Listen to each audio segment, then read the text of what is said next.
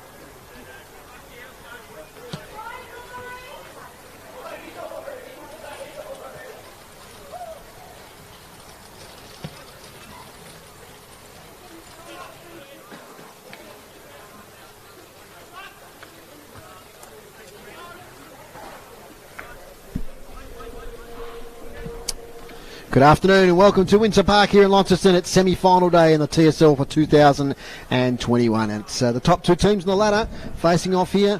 The traditional rivals Launceston and North Launceston. They've played 3 times this year. The Blues have won 2 encounters and North Launceston have won 1. Last time they met was here at Windsor Park. A convincing win to the Blues. But it's all up for grabs today, a spot in the 2021 Grand Final. Good afternoon, my name's Dave Moore. We're on Sea Park Radio 103.7 and 96.5 and via the YouTube on the Tasmanian State League YouTube and Facebook this afternoon. And I'd like to introduce the rest of our team for this afternoon's broadcast. First of all, to my left, Luke Grabarczyk. G'day, Luke. Afternoon, Dave. Wonderful day for football here in Tasmania. Great. Excitement all around. You can feel it coming up the Midland Highway. It's buzzing. Looking forward to what should be a great contest. Absolutely. In the experts chair this afternoon, it's Maxie Walker, and former State League player with South Launceston. How are you, Max? I'm very well, thanks, David. Welcome listeners throughout the state, and really looking forward to a good game of footy. And we probably need to congratulate, I believe, the West Hamer Council, Dave, in the job that they've done. Got a helicopter in here for a few hours during the course of the week to dry the ground out, and based on the highlights that we were watching on the television last week, it's 400% better than that. So good work, ground staff and the council and the football club getting it on, and good luck to the 2 northern teams today in what will be a pretty good game of footy, I think. And to give us a close-up view of the ground, we've got our boundary rider down there, Tony Webb, who'll be joined today by Rob Soward. And Rob will be looking after North Launceston and Tony will be looking after Launceston. Tony, you're on the ground. Tell us how it's come up.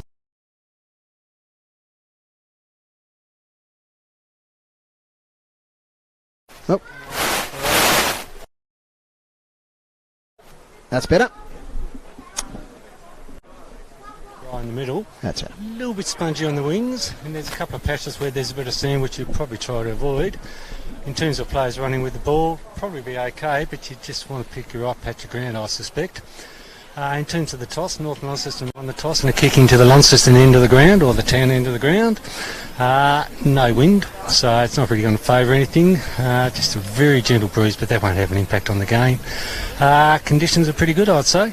Thanks, Tony. And, of course, we've got the 2 teams facing off this afternoon, pretty much at full strength, except for the leading goalkeeper in the TSL, Dylan Riley, of course, suffered that knee injury against North Launceston back here when they last met, and he's out today. But I think both teams have pretty much got their full squads available, so that's a great thing leading into finals. Maxie, who do you think is going to win and why?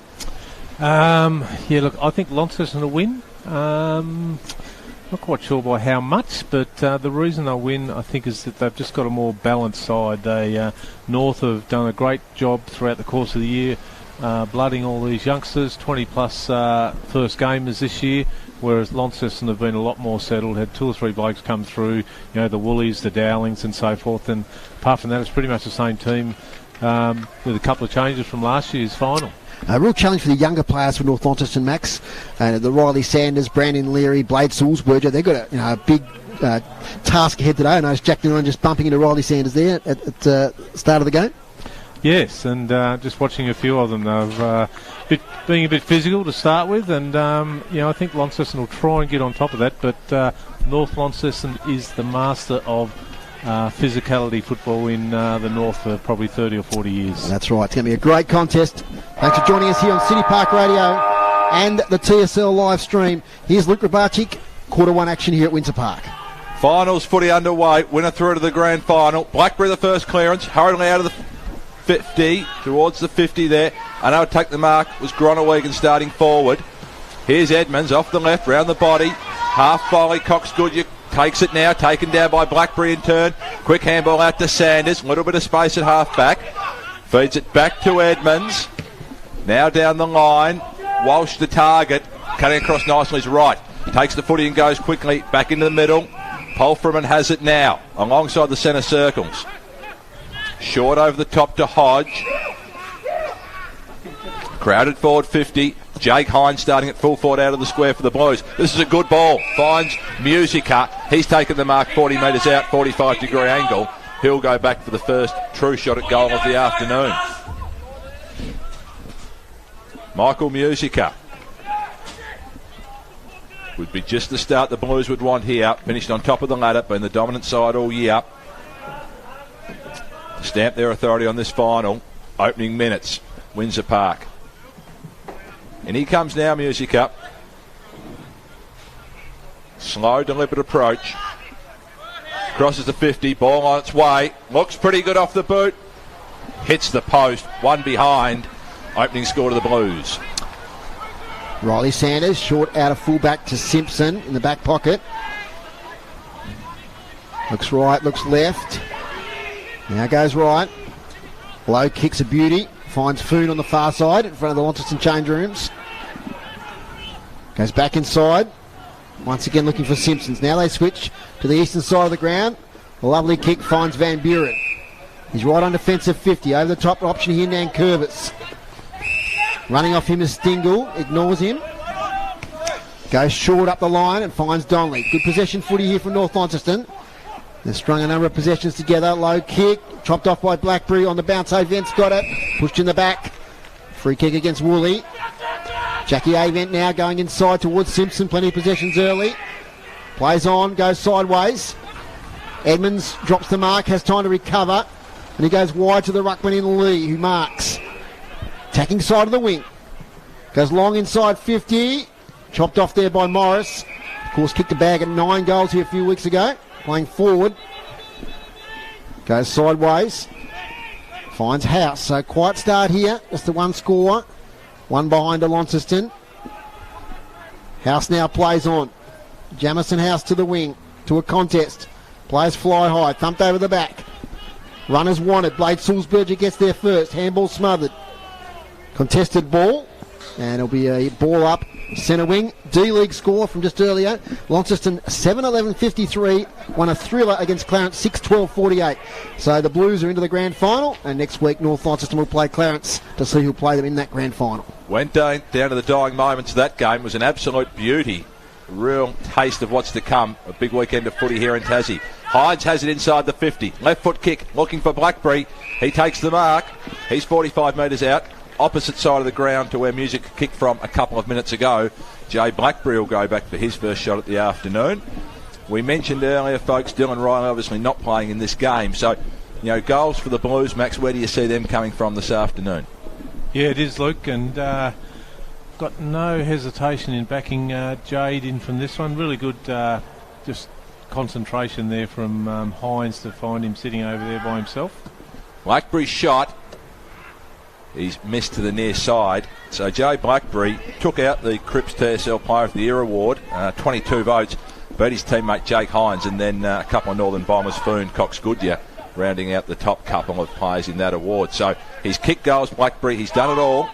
Sanders brings the ball back into play, long ball, the broadcast side, at the back recovering first was Wright, goes with a little outside ball, only as far as Simpson. His kick over the top is not too bad, finds Bird in the centre square, takes it now. Wheels onto the right, goes down towards half forward, kick just a little bit too strong. Blues will relieve from half back. Taking a nice mark there was Woolley. So Woolley, half back flank out of side, Goes short. Wright has it again. Been very impressive all year. He goes across the back line with Harper now. Has Smith over the top. It'll be a good kick to get there, and it will get there on the bounce. Jake Smith takes it, kick inside the forward 50. Hines got out of position. Donnellan to fly. Now comes to Hines. He's got a little bit of time on the left foot, Jake Hines. Goes around the body, and he has got the first goal of the afternoon. Jake Hines, wonderful start for the Blues. They lead at 1-2-8. North Launceston yet to score. Good finish there by Jake Hines, as we know he can do. And I've just been looking at a few of the matchups over the ground, gentlemen. I think Bennett down forward for North has got Dowling. Burt's got Wright, which I think are pretty good matchups for both teams. Musica at the other end has Toby Nankervis, which is good. But the interesting one that I've noted, and it's still happening now, so it looks like North are keen to run with it, is young Blade Sulzberger on Hines. So he's going to have to tighten up a little bit at the moment. Yeah, big task there for young Sulzberger, one of the best players in the competition. As speaking of which, Harper comes through, beautifully done there by Oliver Sanders, gets it to Stingle, to Cox Goodyear, tries to strike a tackle, gets it away now to Simpson. A lot of possessions early to half forward, that might be 50. Hodge came in very late there on Foon, no, says the umpire. Good umpiring. It's just a marginal one. Foon kicks inside 50. Burt's there, puts one arm up. The fall of the ball taken by the Blues. Fletcher Seymour out of defence, kicks up towards the wing. Hines leads the race of the ball, slips over, gets the handball away now to Hodge. And we're going to bring it back here. No advantage, so it's going to come back to Jake Hines. Yes, Luke? Just getting back on Hines, he's the only player that polled multiple votes when these sides have met this year. Correct. Two best on grounds. Yep, he's had a great year, no doubt about it. Ground's still a bit slippery, but gee, it's looking $1 million compared to this time last week. As up it comes now towards Seymour on the bounce. Turns against Donley. Caught. Out of bounds. How does the umpire read that? Out of bounds it is. And inside 50s for Dave Gruber. Welcome to our stats man today. I forgot to do that pre-game. Dave Gruber, best in the business. 4 inside 50s to 2 so far the Blues way. So a bit of ascendancy early as far as attacking forays are concerned to Launceston. Tap out by Lee. Sharked here by Musica. Can't get a handle on it. Coming through is Nankervis. Head down. Tackled from the front there by Seymour. And another ball up. Probably unlucky not to get a free kick then. Head down over the ball. He couldn't do much more than that. Harper going to Cox Goodyear at stoppages too, Max. It's a pretty good battle, that one. Two of the best in the business. Foon plays a bit of basketball with it. And it goes out of bounds. Yeah, a couple of bulls there, isn't it? Neither of them will, love the hard, or both of them love the hard contest, so there'll be no backward steps between the two of those. Alex Lee in the ruck against Gronewagon. He'll probably ruck most of the day. A great game last week against Glenorchy. Did Alex Lee. 50-odd hit-outs. Gronewagon wins this one, though. Thumps it 40 towards Riley. Sanders Donnellan gets there first. Handball over top from Harper towards Blackberry. Right on his case, though, is Van Buren. And another stoppage right in front of us here. The sun just tries to peek through the clouds. A massive day of footy in Northern Tasmania. NTFA finals, AFL finals. And, of course, some big games down south and the SFL and Old Scholars. So a lot of footy happening. Northwest as well. The final start in the NWFL. Boundary throw in. Front position, Cody Thorpe. Only gets as far as Foon. Handball away now to Cox Goodyear. Leaning back and a long kick up towards the wing. Judah Edmonds up against Morris. Judah Edmonds does well. And he might have got himself a free kick, or is he giving one away? He's giving one away. And they'll be going to Boyd. Boyd kicks the middle of the ground and finds Morris. The Tasmanian Devil kicks wide and out of right. 2 kicks out from goal. He kicks inside 50 in the Hines direction. Clears him. Falls to Donnellan. Now it's with Smith. He's caught. Is that a legal disposal? It is. Free kick going the Bombers' way to Stingle.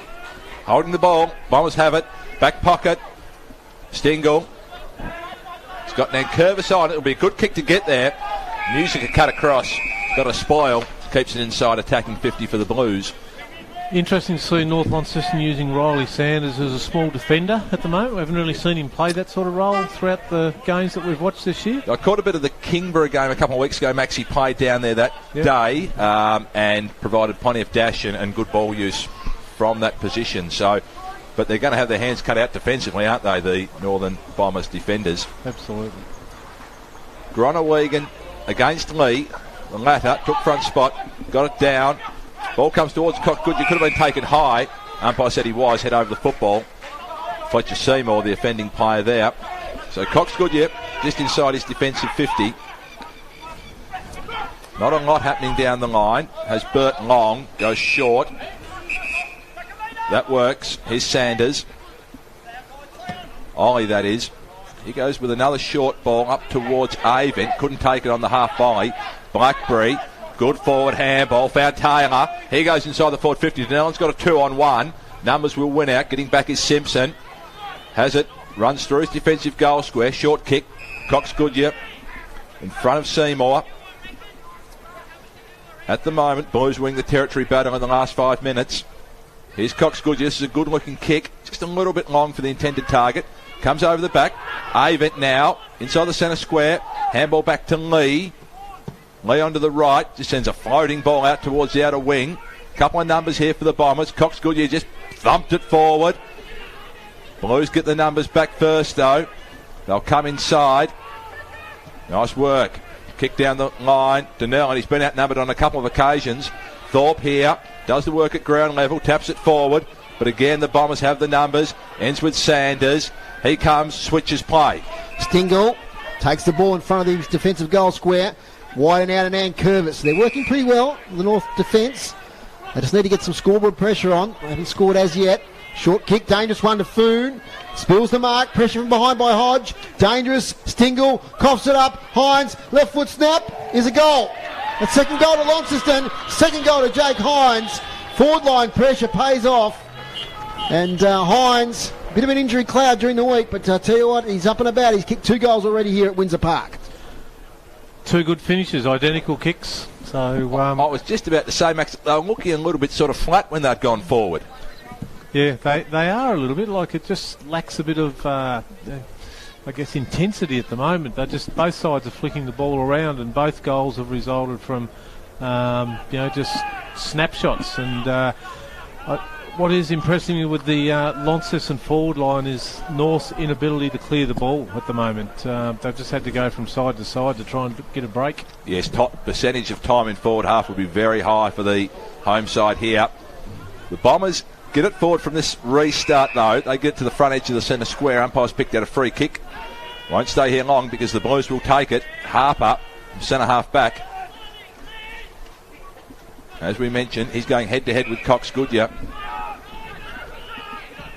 Undecided on where to go, and elects to go to the outer side. Good looking kick. Finds intended target. Blues will go forward. Up towards Thorpe. Got the hands up. Couldn't complete the mark. Came down to Dowling. He was dispossessed. Woolley hurried high ball. Might work. Gronewegan spilt the mark. Keeps it in the vicinity. Arriving late is Pitcher. The umpire says throw it in. 55 metres around from the Blues goal. Outer side. Doing all the attacking so far. Just need to get on top around the middle here. Boone's been quietish early. Looks as though he's got Miller Hodge for a bit of company around these stoppages. An umpire picked out a free kick.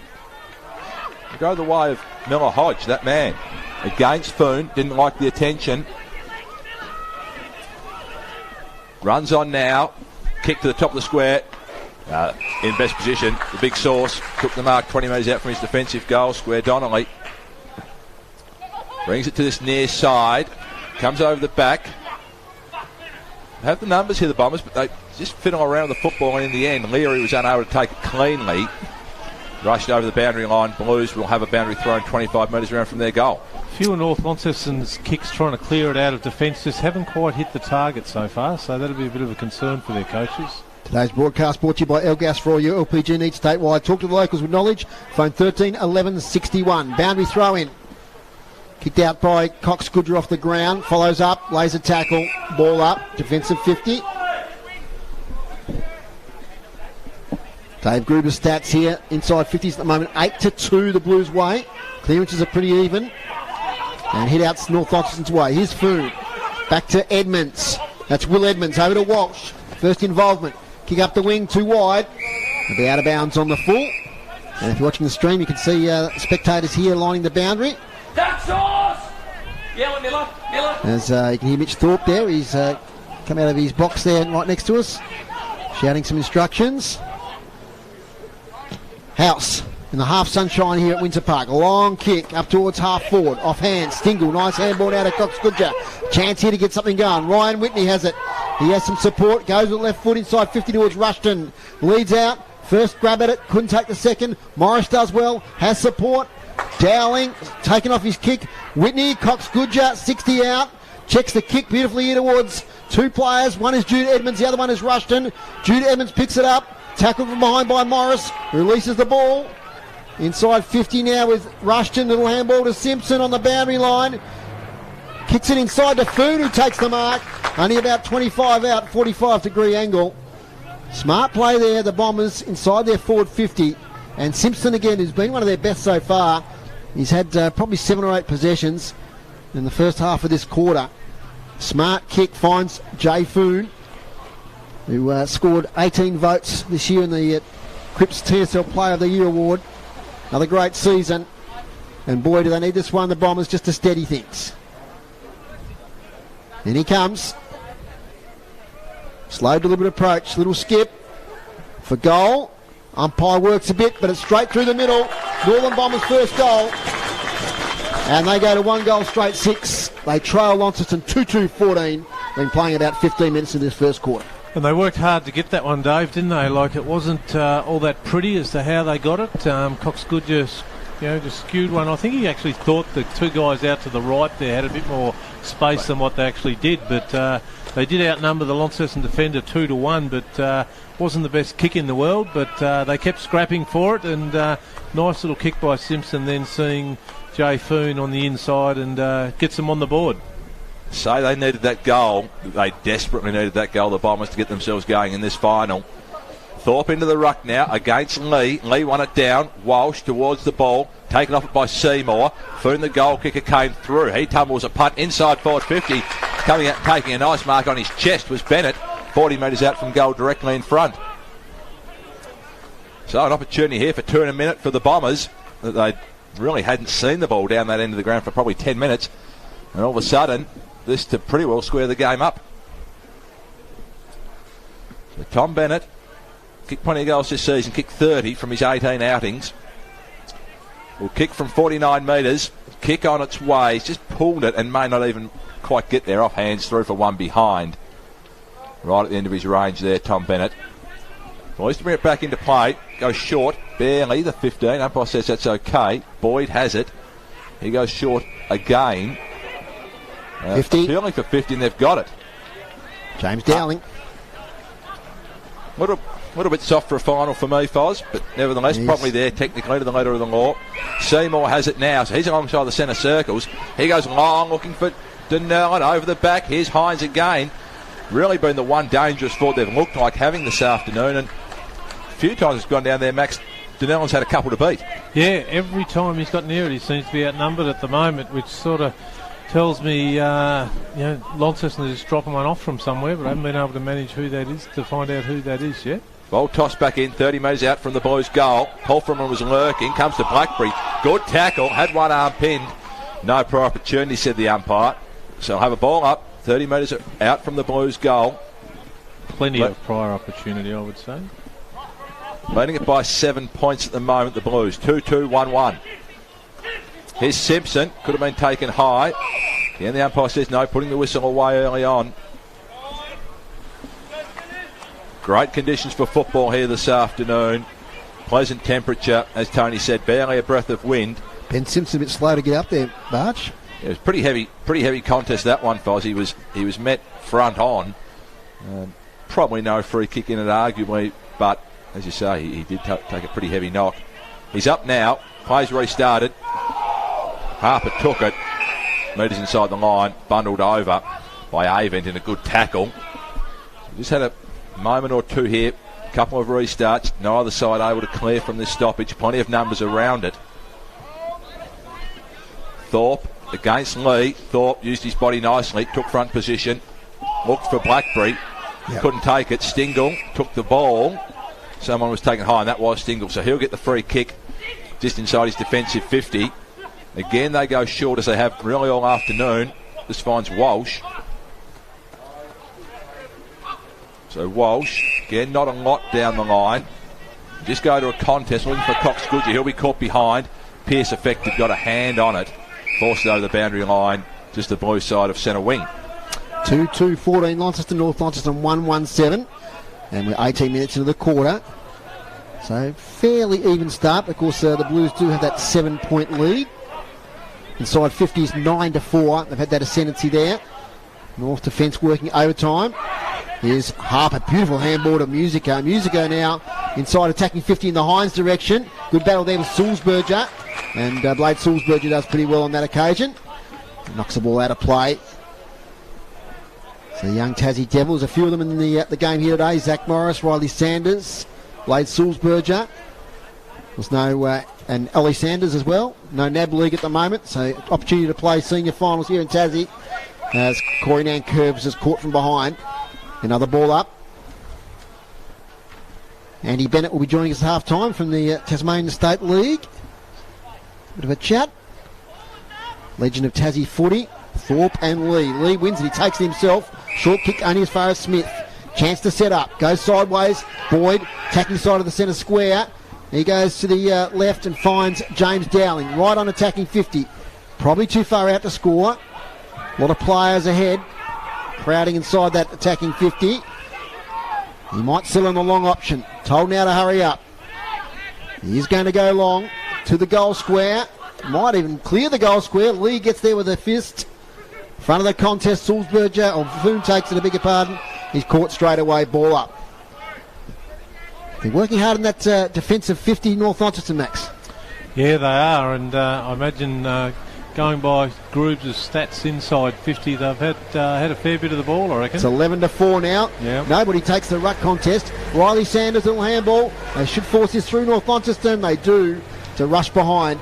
So it's Launceston 2-3-15. Lead North Launceston 1-1-7. You're listening to City Park Radio, 103.7 and 96.5, and via the TSL live stream. Couple of moments of danger pass there for the Bombers. They bring that a little bit more aggressively this time. They've got an overlap runner in Leary. Just tapped it forward, couldn't take it cleanly. Players going willingly on this occasion. Tuthill applied a fierce tackle on Whitney. A little bit of fire into this contest now. Centre wing. Umpires forced to ball it up. They wait for the rucks to arrive. He almost demanded Alex Lee get there. Cox Goodyear couldn't take the half volley as it was palmed down from Lee. Seymour did well, fed it out towards Harper. He's bundled over the boundary line by Walsh. I don't understand that. You're right. Lee was 30 metres away saying it's going to be me, and the umpire waits. You don't wait. No. You just throw it up. If there's no one there, there's no one there. Obviously that third man up has been taken out of the game, but really you think they could refine that rule somehow to keep the ball moving quicker and reduce congestion. Blackberry has it from this restart. Just fed a handball out in hope, really. Stingle was the first onto it. Took a little bit of a backward step, found some space. Now round onto the left foot. Blind kick, but he's got 2-on-1 here. Whitney flew from behind. Blackberry the crumb. Handball looking for Seymour. Pearce read that. He's got it now. 80 out from home. Kick inside forward 50. Just short of the intended target. Fed a handball up to Foon. Foon hurriedly. Could have been held. No free kick. Boyd. Handball towards the line. Bombers doing well to keep it inside the area.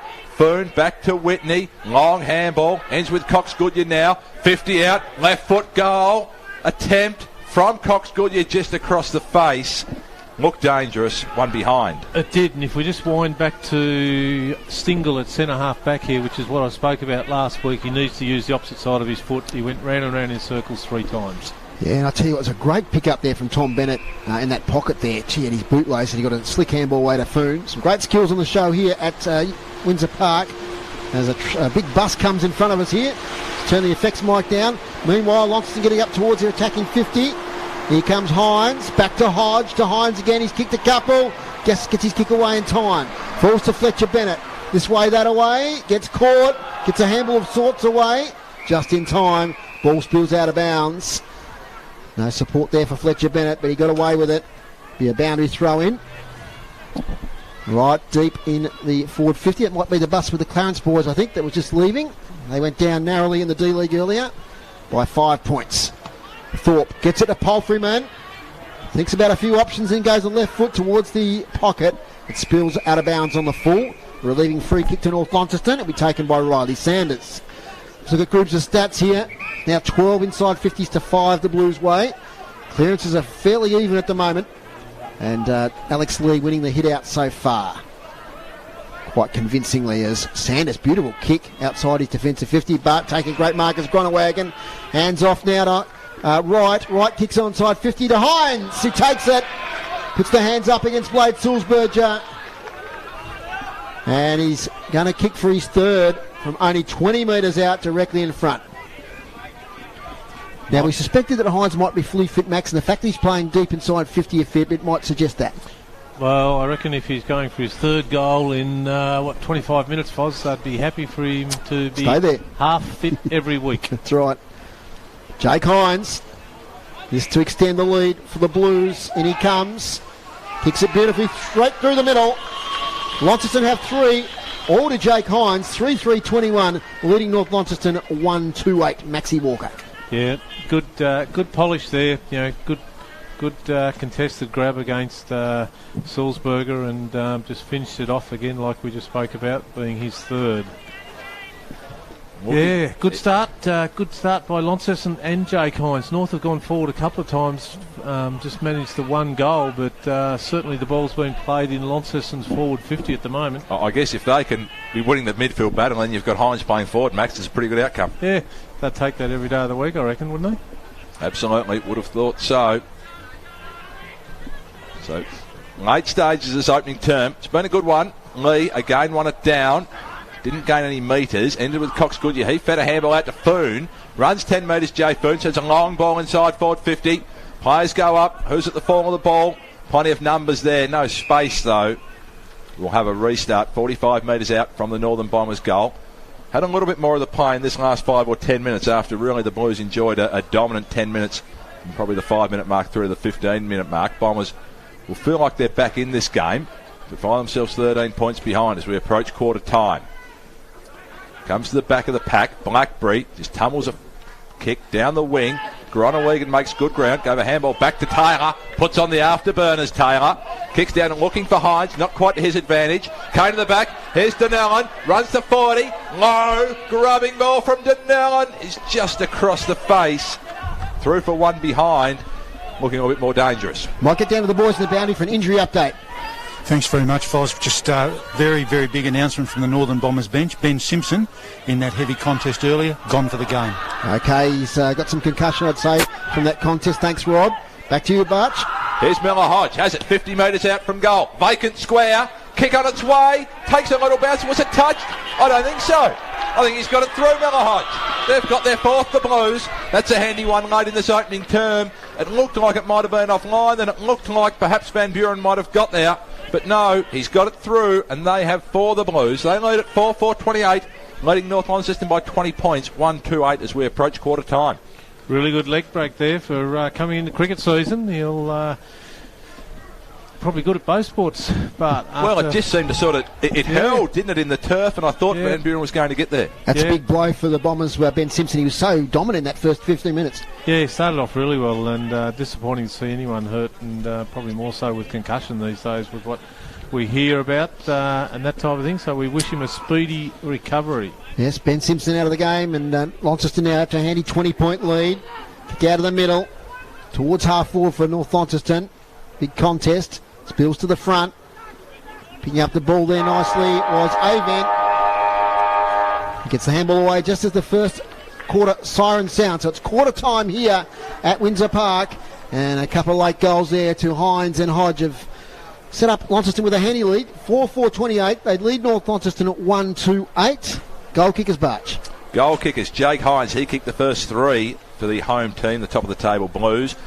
Couple on the left foot and then a nice set shot after a good contested mark.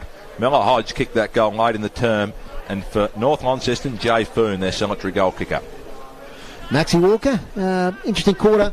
Obviously, Launceston had most of the inside 50s. We'll get those stats in a moment, but and they really capitalised in the last 5 minutes of the term. Yeah, they did, Dave, and it started off from both sides, a very defensive game for that first 10 minutes. I know Jake Hines got a goal, the only goal for that first stanza in that first 10 minutes or so, but both sides were prepared to just play keepings off for a little while. There was very little contact. It was just flicking the ball around side to side, and was going nowhere, and then all of a sudden Jake Hines bobbed up and kicked his second and his third, and Miller Hodge finished off with that fourth to give them a fairly comfortable lead of 20 points at quarter time, which they'd be happy with.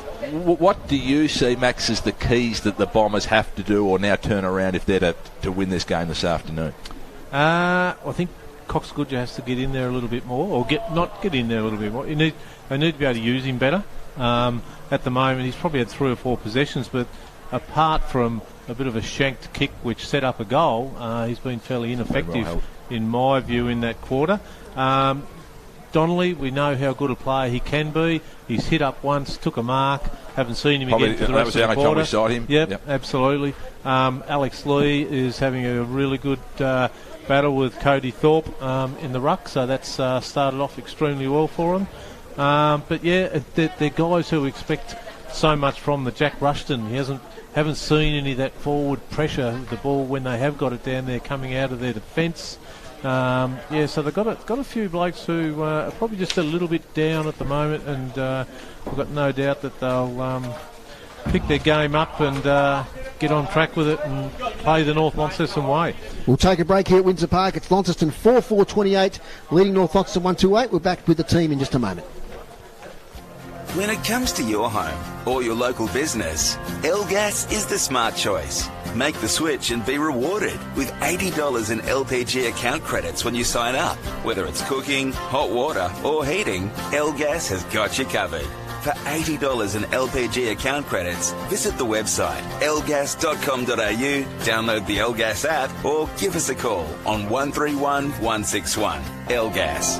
Local, safe and reliable. A sponsor of City Park Radio. At the arcade bar, it's always the 80s. They've got vintage arcade games and pinballs, classic cocktails and all your favourite beers. Experience a great night out or a drink after work with your favourite music from the 80s at the arcade bar. In the arcade at 97 York Street. Just look for the street signs. Open Tuesday to Saturday from 5 p.m. Mention this ad for 20% off your first drink and check out Facebook or Insta for more on the arcade bar. A sponsor of City Park Radio. This sports broadcast is brought to you by L-Gas. For all your LPG needs, talk to the locals with knowledge. L-Gas, call 13 11 61. A sponsor of City Park Radio. Welcome back to the team here at City Park Radio's coverage of the semi-final between Launceston and North Launceston. We've got some stats to get through.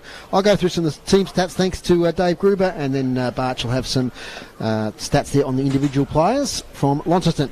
First of all, team stats, hit-outs, North Launceston 12-9 in that quarter. Clearances, North Launceston 9-7. So just shading the Blues there. Inside 50s, 14-6. So a large number of entries there for the Blues. Inside 50s, I just mentioned, marks inside 50, 4 to Launceston, 2 to North Launceston. Free kick, 6 to the Blues, 4 to North Launceston. But some individual stats. Yep, there we go. There we go. Jake Hines, he's been the dominant player on the ground. Not only has he kicked the 3 goals, but he leads for the Blues in terms of disposals with 8. Blackberry, Hodge have had 6 apiece.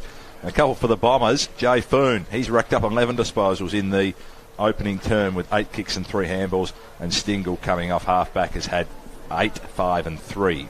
Okay, so some interesting stats there. Thanks to the boys, Damien Donnelly and Darren Lovell. We'll get down to the boys on the boundary very soon. We've got Rob having a listen to Brad Cox-Goodger, and we've got Tony there having a listen to Mitch Thorpe, they quarter-time addresses.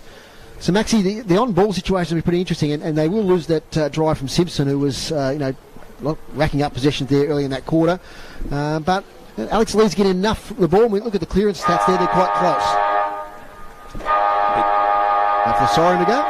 Yeah, exactly, Dave. And like you say, Alex Lee is getting a lot of the ball, and Foon's been the lucky recipient on the end of most of that, not just in the centre, but around the ground as well. So.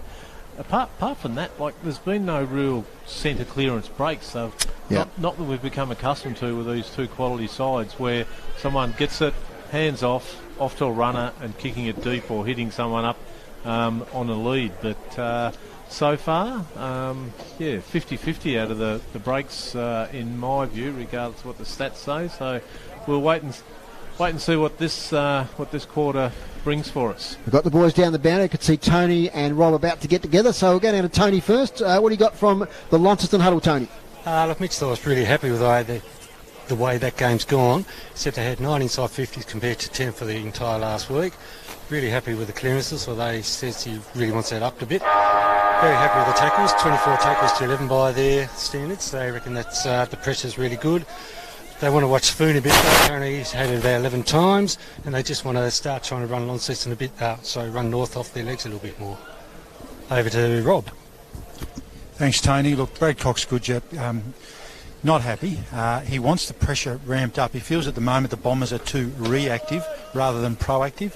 And I think, to quote him directly, he said he wants the pressure dial to be blown off the chart. So more proactivity, more pressure. Thanks, guys. And Rod, just repeating that news there about Ben Simpson. Yeah, he's done for the day. That heavy knock, I think, concussion. So obviously the Bombers looking after him, and we wish Ben all our best for a quick recovery. Thank you. Thanks, boys, on the boundary. So we're about to get away in quarter number 2.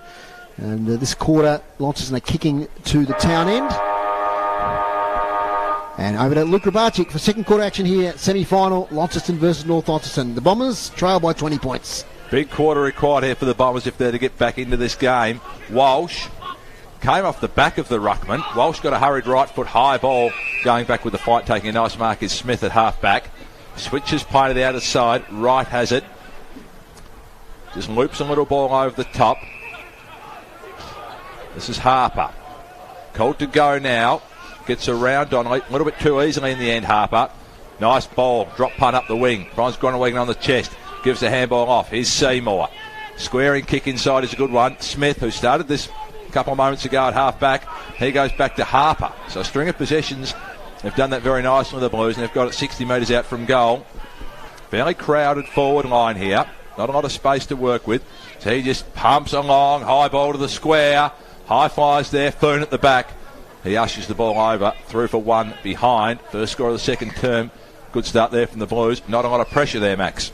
No, there wasn't.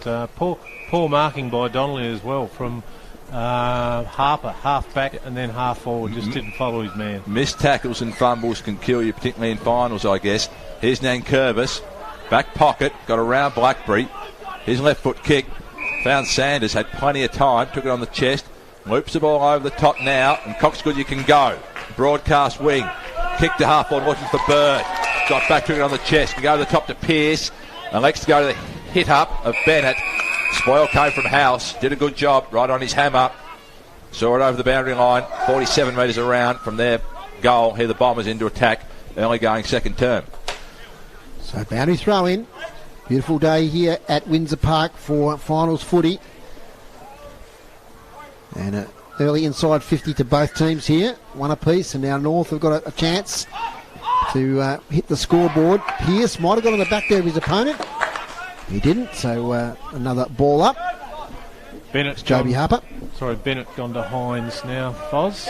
Okay, Fletcher Bennett is marking the dangerous Hines, who kicked those 3 goals in the first quarter. Thorpe thumps it away, here towards Woolley. Can't pick it up, it's out of bounds. Not a bad crowd in today. Of course, the AFL follows later. And well done to AFL Tasmania scheduling this game earlier to allow people to do 2 games today if they so desire. Boundary umpire Lucas Chamberlain throws it in. Taken by Seymour, hands it off to Thorpe. Caught with the ball, gets the handball away. Harsh contest. Sanders tackled there by Dinellan. Harper's got it. Riley Sanders has got it.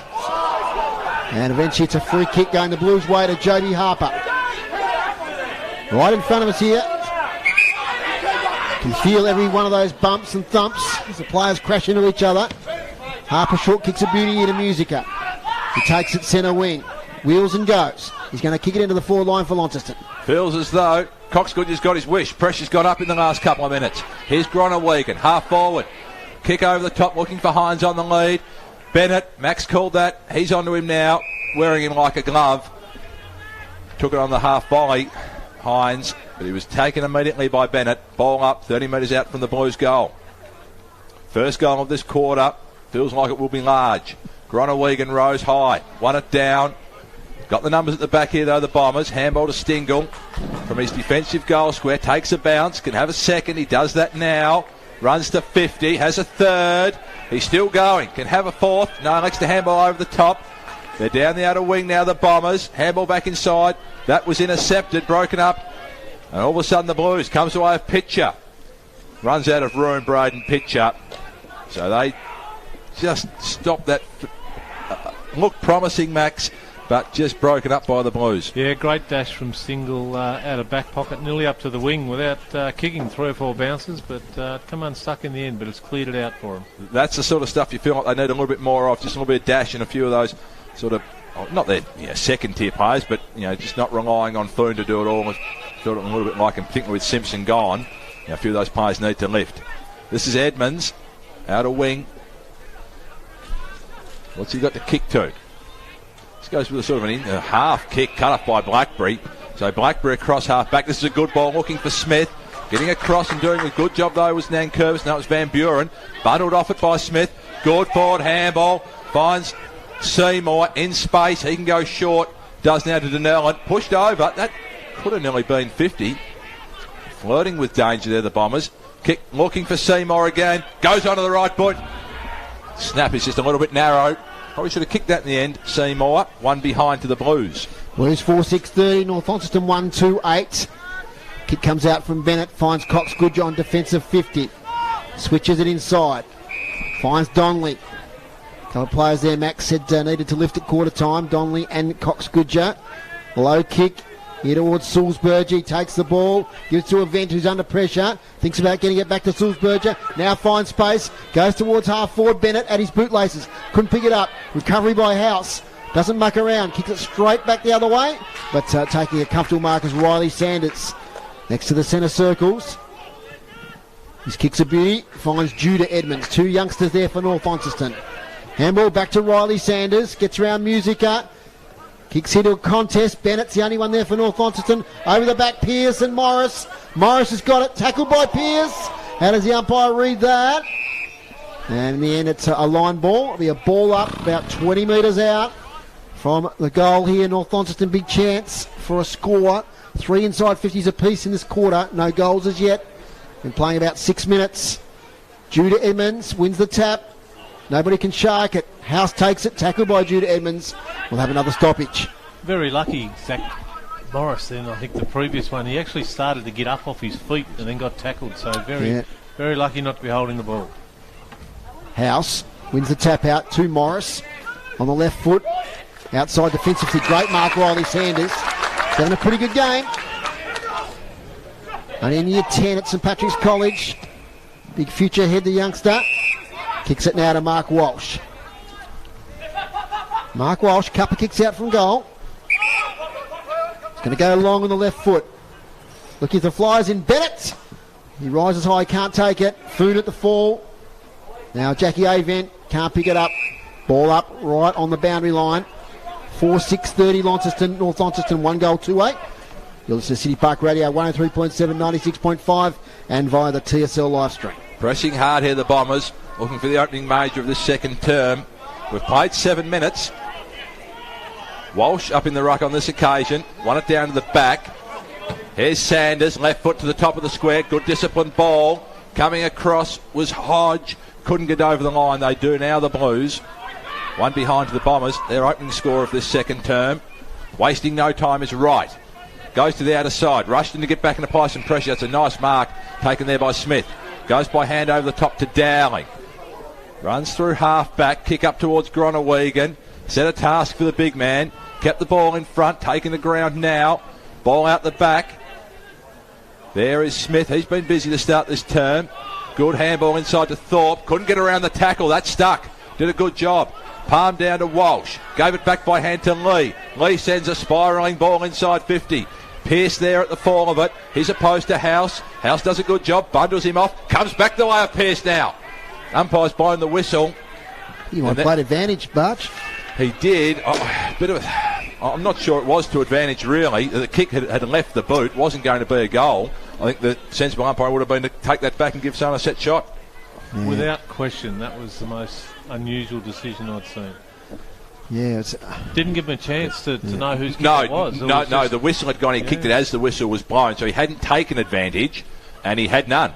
Anyhow, they've had probably a couple of Ones go against them inside their forward 50 there in the last couple of minutes. The Bombers, they go on. That should be holding the ball. Woolley dropped it cold. Umpire said no. Crowd getting involved. Max is getting involved. Hands in the air, nothing doing. We'll have a stoppage. 40 metres out from the Bombers' goal. They're pressing. Can't quite put it on the board at the moment. Here's Thorpe up in the ruck. Won it decisively. Only as far as Foon. Little fumble. He's wrapped up in a tackle. Players go in.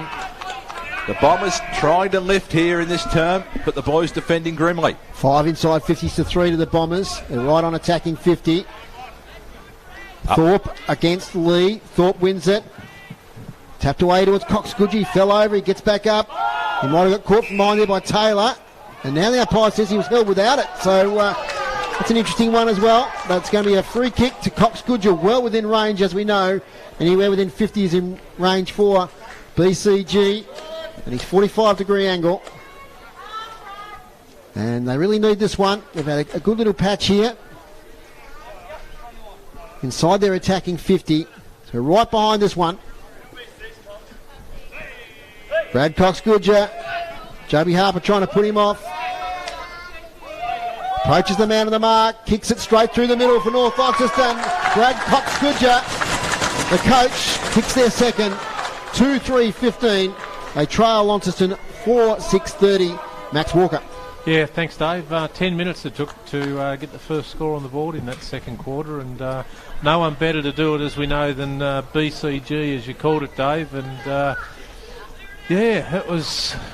We thought there was a kick before it. Old-fashioned square up, it sort of felt like it was, Max. It was, and probably very fortunate to get the kick for holding the man there as well. But he takes every opportunity he can get, Brad Cox-Goodger, and he's probably one of the best, if not the best, in the last 10 years in this comp. So a good finish. Quality finish at a much-needed time. They needed that opening goal, and they got it.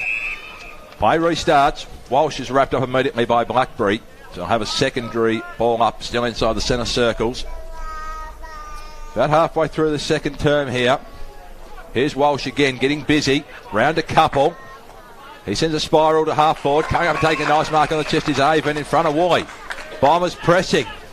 Looking for 2 in a row.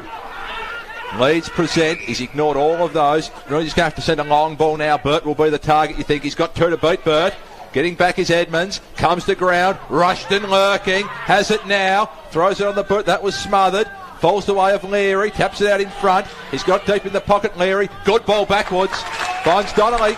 45 out. Will take his best kick from here, I think, Foz. Good poise for the young man there, Leary. He could have slung it back over his shoulder, but he had the vision and got it out to a player deeper. Yeah, they just look a little bit more dangerous, a little bit sharper in this term, the Bombers.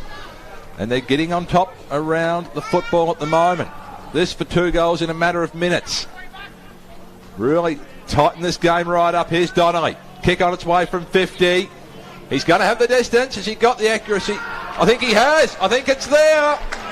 It is. They're back in this, the Bombers. They've got their third. They go to 3-3-21 and lead by 9 points now, trailing the Blues 4-6-30. Great finish, and as Foz called from young Leary, yes, good composure. He could have just tried to do it all himself, but spotted up Donnelly, who had come up towards the forward line, and right on his distance, and backed himself in, and good finish by the young lad. Thanks to our sponsor today, brought to you by L-Gas for all your LPG needs statewide. Talk to the locals with knowledge. Phone 13 11 61. We thank L-Gas for their support this year. Our NBL1 broadcasts, and today were curtailed somewhat, and also the TSL broadcast. Massive finals footy coming up in the next 2 weeks. I'll talk to you about that later on here on City Park Radio, as Lee gets the kick sideways towards the wing. Whitney and Smith. Whitney thumped from behind. Smith can't pick it up. Foon's in there. Hot potato is the ball. Taken now by Oliver Sanders. Gets around on that left foot. Kicks inside 50 here towards Tom Bennett. Got one arm up. Rode by Walsh. Gets it towards Bennett. Rushton's there. Little handball towards Bennett. Burt was free, but he couldn't get it to him. Well read there by Jacob Boyd. Kicks it outside defensive 50. The temperature's gone up in this game. Lands with Thomas Donnelly. Low ball, finds Foon. 2 kicks out from goal. He's going to centre it. He's got Mark Walsh, but he can't hit him. And intercepting is Joby Harper to settle things down. Lateral kick in the 45 now towards Jake Smith. He's got Tuthill. He goes there now. Defensive side of the wing. Jack Tuthill. Just going to slow the tempo down here, the Blues. After a couple of quick runs from the Bombers. Nice kick finds Woolley. Back in the TSL this year. He's got Harper all by himself inside the centre square. They're building here. He's going to go further, wider. Over there towards Casey Brown, who takes a strong mark. The number 14 for Launceston, Casey Brown. Long ball inside 50. Up towards the goal square. Gronewagen leads out and takes the mark. In the forward pocket. Tough angle. But only about 20 out. Right in front of the Launceston under-18 boys. I think a few of the D-League boys there now. Formed a bit of a cheer squad. You'll be able to see them on the background there in the stream as Gronewagen comes in for a much-needed steadier for the Blues. Hasn't kicked many goals this year, Big Joe, but he's usually pretty reliable around goals. Let's see what he does with this one. He kicks it and dismisses to the near side. So one behind. So another behind to Launceston. 4-7-31. They lead North Launceston 3-3-21 as Riley Sanders clears for the Bombers. Sanders away. Long ball looking for Lee. Lee to beat. Lee got on the bounce.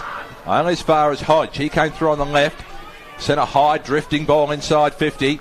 Falls the way of the Bombers, but coming through are the Blues. This is an opportunity. Getting rid of that illegally with Sanders. He was taking a good tackle just as he was about to dispose of that football. As a result, he threw up a one-handed throw, and the free kick will go the way of Miller Hodge. He will kick for goal, only 30 metres out, slide angle. Bombers player in trouble, Barch. Fletcher Bennett. Gee, they could ill afford to lose another one. So Miller Hodge has it. Bennett in the hands of the trainers, metres away. They might stop the game here. Not sure if Bennett's not getting up in a hurry. No, they're going to keep going. So Miller Hodge, he will kick for goal. Gronewagen missed a couple of minutes ago. Hodge looking for this first major of the term, actually, for the Blues. We've got 15 minutes, and they're still yet to put a major on the board. He's pushed that across to the far side, through for one behind. So Bennett looks to be coming from the ground now in the assistance, with the assistance of the trainers.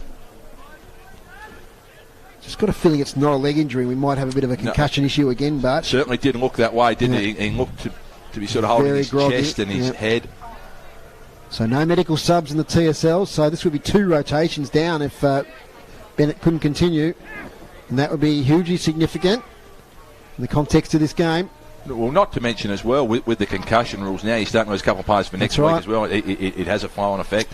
So the Bombers can get over the line today. Those players should be right for the grand final. I'm not writing Fletcher Bennett off yet, but he's not in a great way. He's very slow coming off the ground. Meanwhile, the Blues yet to kick a goal here, Max. We've played, 16 minutes. 2 goals to the Bombers, and the Blues yet to put a major on the board. Yeah, that's right, Luke. They've defended very well, and they could have quite easily have kicked a couple, but the pressure's the ones that hasn't allowed them to do so. As Sanders kicks it out of defence. Might get down to the boundary in the moment to the boys. Is taken now by Nathan Pearce. Low ball finds Bennett. Defensive side of the wing. He plays on straight away. Gets up towards Leary. Gee, that's a fine mark right on his toes there. Half volley nearly. So Leary goes inside looking for food.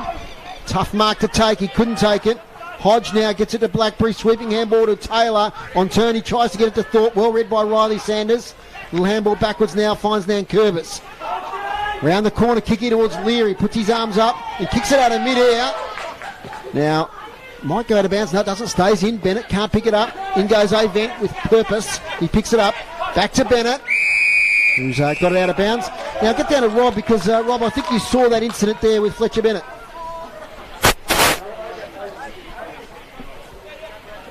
Got you there, Rob? Yeah, g'day, guys. Trainer's just attending to Fletcher at the moment, so you were right. It did look like a very, very heavy knock, but I'll keep you updated and obviously wish a very quick recovery to Fletcher. As it's now with that Jackie Avent, Cuppa kicks out from goal, kicks it inside 50, it's all the Blues. Gee, lack of understanding there, they could have taken a defensive mark there. Jacob Boyd went to spoil, so maybe a let off there for North Launceston. And it's haven't been to Dave Gruber for a while, the stats here. Inside 50s, North Launceston 9-5, so they're dominating the entries with the 2 goals in this quarter. Clearances 8-2 the Bombers' way. And it comes here towards Pearce. Tracks the ball. Can't pick it up. Jake Smith, little kick. Will work out all right to Woolley. Not the required distance. Woolley gets out of trouble. Another player down for North Launceston is Whitney. In a bit of trouble. Meanwhile, at half forward now for Launceston. Casey Brown's there. Being chased by Blade Sulzberger. Blade Sulzberger did really well there. He wins that contest. Left foot kick up here towards Leary. Up against Tuthill. Tuthill can't take the mark. Blackberry's in there. And it's going to be a ball up. Did brilliantly Sulzberger. Meanwhile, we've got Dowlings down inside the defensive 50 for the Blues. Very slow to get up at the moment. So players going in willingly in this second term. Certainly that pressure dial has gone up a couple of notches. Bombers right back into the game on the scoreboard as well. Blues emerge from this stoppage though via Seymour. He kicks to a 2-on-1 inside forward 50. Hines got a couple to beat. Does it. Gets up. Handball over the top. Looking for Brown. Just fumbled at the crucial moment. Brown lets Sanders in. And then Brown is forced to lay a tackle and tied up 30 metres out from the Blues goal. Didn't actually see what happened then to Dowling. I know there was a tough contest. Whether he got taken out by Boyd that came across in that spoil. The three of them went for the same ball there. He's got a limp up as he's coming off the ground. Meanwhile, play goes on, taking a nice intercepting mark here as Woolley. Umpire must have said play on. Touched off the boot. Touched off the boot. And then umpire said he was taken down illegally. Probably a little bit lucky there, Woolley, but he's had a good term. Playing in front of his opponent there, Whitney. Came up and met the ball full-chested. In the end, was rewarded with the free kick. 65 metres out from goal, Woolley. Blues still searching for their first. Time on now in the second term. Squaring ball. This is Boyd. Goes right across the ground to the outer side to Tuthill. He's got a spare man over the top. They'll go inside forward 50 here. Good, short, spearing ball. And that's found Harper. A couple of metres inside the boundary line, outer side. Be a very difficult kick from here. He'll kick from just inside 50. Only a metre or two inside the boundary line, Harper. They've missed a couple of gettable shots in this term. Can they make this one count? Harper crosses the 50. Kick from 48 metres. Drop punt on its way. Looks to be just across the face. Thorpe flew. They've got a goal out of this, the Blues. Off the ground, I think. Cody Thorpe was there. It's gone to Cody Thorpe. Kept the ball alive in front of the behind post, came to ground, Bombers unable to get it through, and Thorpe has a much needed goal for the top of the table Blues. Great defensive work by North Launceston, apart from that silly mistake there in not forcing the ball over the line, and to allow Ruckman to be able to get involved there and get the ball as well. I would call that a coach killer. Yeah, Max. Absolutely. Yep, he wouldn't be happy with it at all. Can I just go back to Josh Woolley, where he got the kick was paid for the sling tackle or whatever. It's a bit of chicken and egg stuff, isn't it? Because I think he dropped the ball first before. So why isn't the tackle on the first instance paid before the sling? Very valid point. I would have thought there, Max. Just looked at the stream, which is a little bit behind the live action. It was definitely Cody Thorpe who kicked that ball off the ground. So he kicks the fifth goal, 5-8-38 to 3-3-21. So they've just put a bit of a stop on that comeback for North Launceston for the moment, but it's still a manageable 17 points for the Bombers. It looked like they had that through that ball, Foz, and Thorpe just got his boot to it. Yep, 22 minutes in, so probably another 5 minutes left. Pretty critical in the context of this game, I'd say. Beautiful tap out from Thorpe to Palfreyman. Get down to Tony on the boundary in a moment. It's a lovely mark at half-back taken by Will Edmonds. So I've got some injury updates coming. We'll just wait for a next break in play. As Edmonds goes wide here looking for Donnelly. And there's going to be a free kick there. Is it going to go against Donnellan? It's going to go against Donnelly. So Jack Donnellan will take the free kick. Defensive side of the wing. Gained about 15 metres then from where the smart play by young Donnelly. Infringement was. As Donnellan kicks towards half forward. Ball taken by Holt. Quiet so far. Taylor tackled. Foon lays a tackle, then gets a kick forward to Donnelly. So a chance here to go inside 50 for the Bombers. Low kick's a good one to Judah Edmonds. Thinks about a handball, telegraphs it, then gets away to Cox-Goodger, who's on 50. Brad Cox-Goodger for his second. Umpire doesn't move. Great play by the Northern Bombers. Great build-up from half-back, and that's a pretty important goal. 4-3-27. North Launceston 5-8-38. We'll get you in a second, Maxie, but let's go down the boundary for some injury news from the boys. Right, well, the Launceston player came off, Dowling. He's got a big cut across his cheek, just below his right eye. They're just trying to stop the bleeding now. I suspect we'll probably see him after half-time. I'll get more on that later. Here's Rob. Thanks, Tone. And as we said before, Fletcher Bennett, very, very heavy collision on that other side of the ground. He's obviously going to be done for the day. It's concussion and obviously very, very heavy knock and in the hands of the trainers. Thanks, guys. Thanks, Rob. Over to you, Barch. Get back to that analysis of that goal when we get a chance, Maxie. Plays restarted. Here's Foon. Took it with purpose out of the centre restart. Kicked up towards half forward. That's a fine mark. Going back by Boyd. Quality of this game has gone up a notch in this second term. Here's Polframan. Feeds a handball out to right. He's going to be run down from behind right. Surely holding the ball. Umpire said he got the handball away. Meanwhile, Body's going willingly here on the outer side. This next goal feels like it's going to be a big one before half-time. It's an 11-point margin. They've trimmed the margin by 9 so far in this term, the Bombers. Kicked 3 goals to 1. Blues have been a little bit inaccurate, so it's a 9-point advantage in this second term to the Bombers. They're pressing hard here once more. Avent fed the handball back to Foon. Sends a high ball inside forward 50. Tuthill at the back. Tripped over, pushing the back. Free kick will go the way of the Blues. Oh. Just given one to go on with his Boyd. Umpire says no 50. Touch lucky there, Nathan Pearce. As that's Boyd. It is Boyd, in fact, yes. So Boyd from the back pocket, out of side, drop punt down the line. Contest, Groenewegen couldn't take the mark. Came towards Harper, bounced off an opponent. Northern Bombers want deliberate as he fed that ball over the line. Umpire says no. It's a half-back flank for the Blues. Had a tough term here, the top of the table Blues. They've been forced to do a fair bit of defending, hanging on to a slender margin at the moment. Fairly dominant in that first term. The Bombers certainly lifted their game. Second quarter, winner through to the grand final. Thorpe feeds it back to Seymour. He was over the line before he kicked at Seymour. So it will stay in the vicinity. We'll have the ball to be tossed back in. I've enjoyed watching yourself this afternoon too, fellas. You're working feverishly, getting the live stream, the information happening. Tweeting, social media. Yeah, we'll cross it all. So Maxi might get some scores from Maxi at half-time. He's got a fair bit of NTFA stuff to get through. Football happening everywhere today. Huge day for footy in Tassie. Here's Musica escaping from the contest. Tries to get round, gets tackled. Good pressure there from the Bombers. Nankervis up the ground. Gets it to Foon. Foon inside 50. Jude Edmonds almost takes the mark. From the spillage, here's the Rushton's got it. Can't pick it up. Chases it again, does troubles Rushton, and he can't pick it up again. And had to be a ball up. He's been a little bit more dangerous this term, Rushton. He just hasn't quite been able to take it cleanly a couple of times. Absolutely. There's Lee and Thorpe. Taken there by Boyd. Kicks it outside defensive 50. Almost picked up there by Groenewegen. Musica kicks it out of mid-out. And it's half-time here at Windsor Park, and it's a tighter contest than it was at quarter time, as the Bombers made a bit of a comeback in that quarter.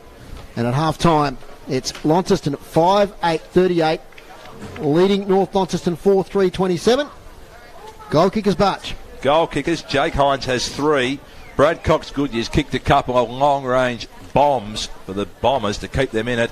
Then singles to Hodge and Thorpe. That late goal there for the Blues off the ground in the square. And Donnelly kicked a long-range goal that term for the Bombers. And Jay Foon kicked the opening goal in the first term, Jay Foon, so he has 1 as well. Okay, so Maxi, just a few comments before we go for a break and we introduce our guest. A better quarter there from North Launceston. It was a lot better quarter, a lot more intensity, a lot more pressure applied to the ball carriers, and that was evident on the scoreboard right throughout the quarter. And there are a couple of soldiers down at the moment, so they'll have a decent old blow at half-time, the Bombers, and we'll see what happens after half-time. But Launceston, again, always composed. Just find a way to win in the last 12 to 18 months, haven't they? They first quarter they withstood the challenge of North Launceston. Second quarter, then North got on top a little bit more, but by no means a Launceston out of this game. They're still in front, and a lot of positive signs for both sides, and really looking forward to the second half, Dave. Half-time here at Windsor Park. You're with City Park Radio 103.7 and 96.5. It's Launceston 5-8-38 to North Launceston 4-3-27. We'll take a break. When we come back, we'll have a chat to Andy Bennett from the AFL Tasmania. L-Gas is the smart choice. Make the switch and be rewarded with $80 in LPG account credits when you sign up. Visit the website elgas.com.au or give us a call on 131 161. A sponsor of City Park Radio. It's Top 40 time on Reelin' in the Years. Pretty woman walking down the street. In the name of love. Let the little girl dance. Let the little girl dance. On the last Saturday of each month, Terry Whiteley will count down the top 40 for his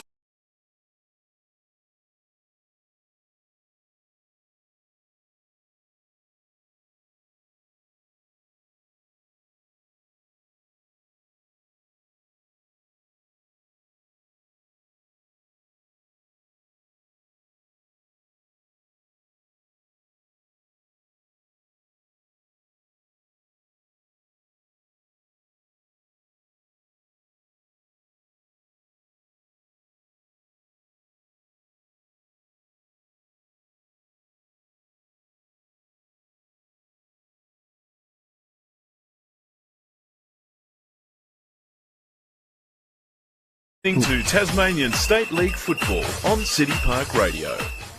Welcome back to Windsor Park, and the team is with you today. Dave Moore, Michael Walker, Luke Grabarczyk, and also Dave Gruber on stats. We've got the boys in the boundary, Rob Soward and Tony Webb. We'll hear from them soon. Max, before we go to our special guest, you got something to mention there? Yeah, just a couple of things. We know we have listeners right throughout the state, so two things. A couple who are normally at the football, mention their first names only, Stuart and Andrew, camping down at Triabunna at present, the lovely East Coast, and to one of, I guess, Tassie's finest ladies, Yvonne Morton, had a fall in her house during the course of the week, broke her leg. I believe I've been informed by her daughter that it's the first time in 65 years that she hasn't attended a Robins/North Launceston finals game. It's the first one she's missed. So every club has a lady like Yvonne. North are probably lucky that they've got a couple. They've got Yvonne and Tasman Lappin, who have been such great servants of the club. So we send out our best wishes to Yvonne on behalf of City Park Radio, North Launceston Footy Club, and every footy club throughout Tasmania, I reckon, because she's a great lady, does a lot for football, has added a lot of colour to it, as Andy would have probably experienced in his time at Sandy Bay and coaching and all that along the way as well. So all the best to Yvonne. She'll be coming out of recovery about now, I believe, and slipped over making her famous jelly cakes. So we'd like to think that there'll be a few of those in the box for us later in the year, Dave. Fantastic. Thanks for that, Maxie. It's great. And let's go straight to our special guest, regional manager for the South and with the TSL and also with AFL Tasmania, Andy Bennett, a legend of Tassie footy. G'day, Andy. How you going there? Thank you, Dave. Great to be here. Perfect day. What a great day. Can I just add my wishes on behalf of AFL Tas to Yvonne recovery? I'm pretty certain I know Yvonne. I've run into her over at Aurora Stadium or UTAS or York Park in all those years. So I hope things go really well for you, Yvonne. Thanks for your contribution. Look forward to seeing you around sometime. Now, mate, you've had a busy day. I heard you're match manager at Windsor Park. Mate, I thought I'd done a lot of things in football today. I've been first go match manager at over at Invermay Park, where we saw North Launceston get over the top of Glenorchy. It was reasonably tight at half time, but North Launceston were very impressive, thought, in the second half. And today I'm a COVID marshal. I've got my yellow vest. Got that one? The whole work on. So excellent. I thought I'd done lots of things in football. I haven't done either of those before, but great to be here. Andy, the review that's been going on into Tassie footy, we've had the town hall meetings, both in person, also virtual. Yeah. We've had the surveys. Is it starting to be wrapped up now, and we're going to get a report soonish? We're about. If you think about it, it's sort of in three phases, or the consultation phase. We're at the end of consultation phase 1. So we've done, as you said, all the town halls and the face-to-face meetings, and we received quite a number of written applications, written submissions, and they're still open, by the way. So our consultant from Colgan Bower, Phil Mooney, is now putting all that together. We're overlaying that. We also did a really big data analysis, so whatever comes up, we want to know that checked out or didn't check out when the demographics or the numbers were counted in, participation numbers, score lines, all those sorts of things. So that's all being wrapped up now. The next stage is we'll come back with some findings out of that. These are the things you've said. like as I said, verified or not verified by the numbers, and then a set of scenarios come recommendations that it sounds like these are some of the things we might do.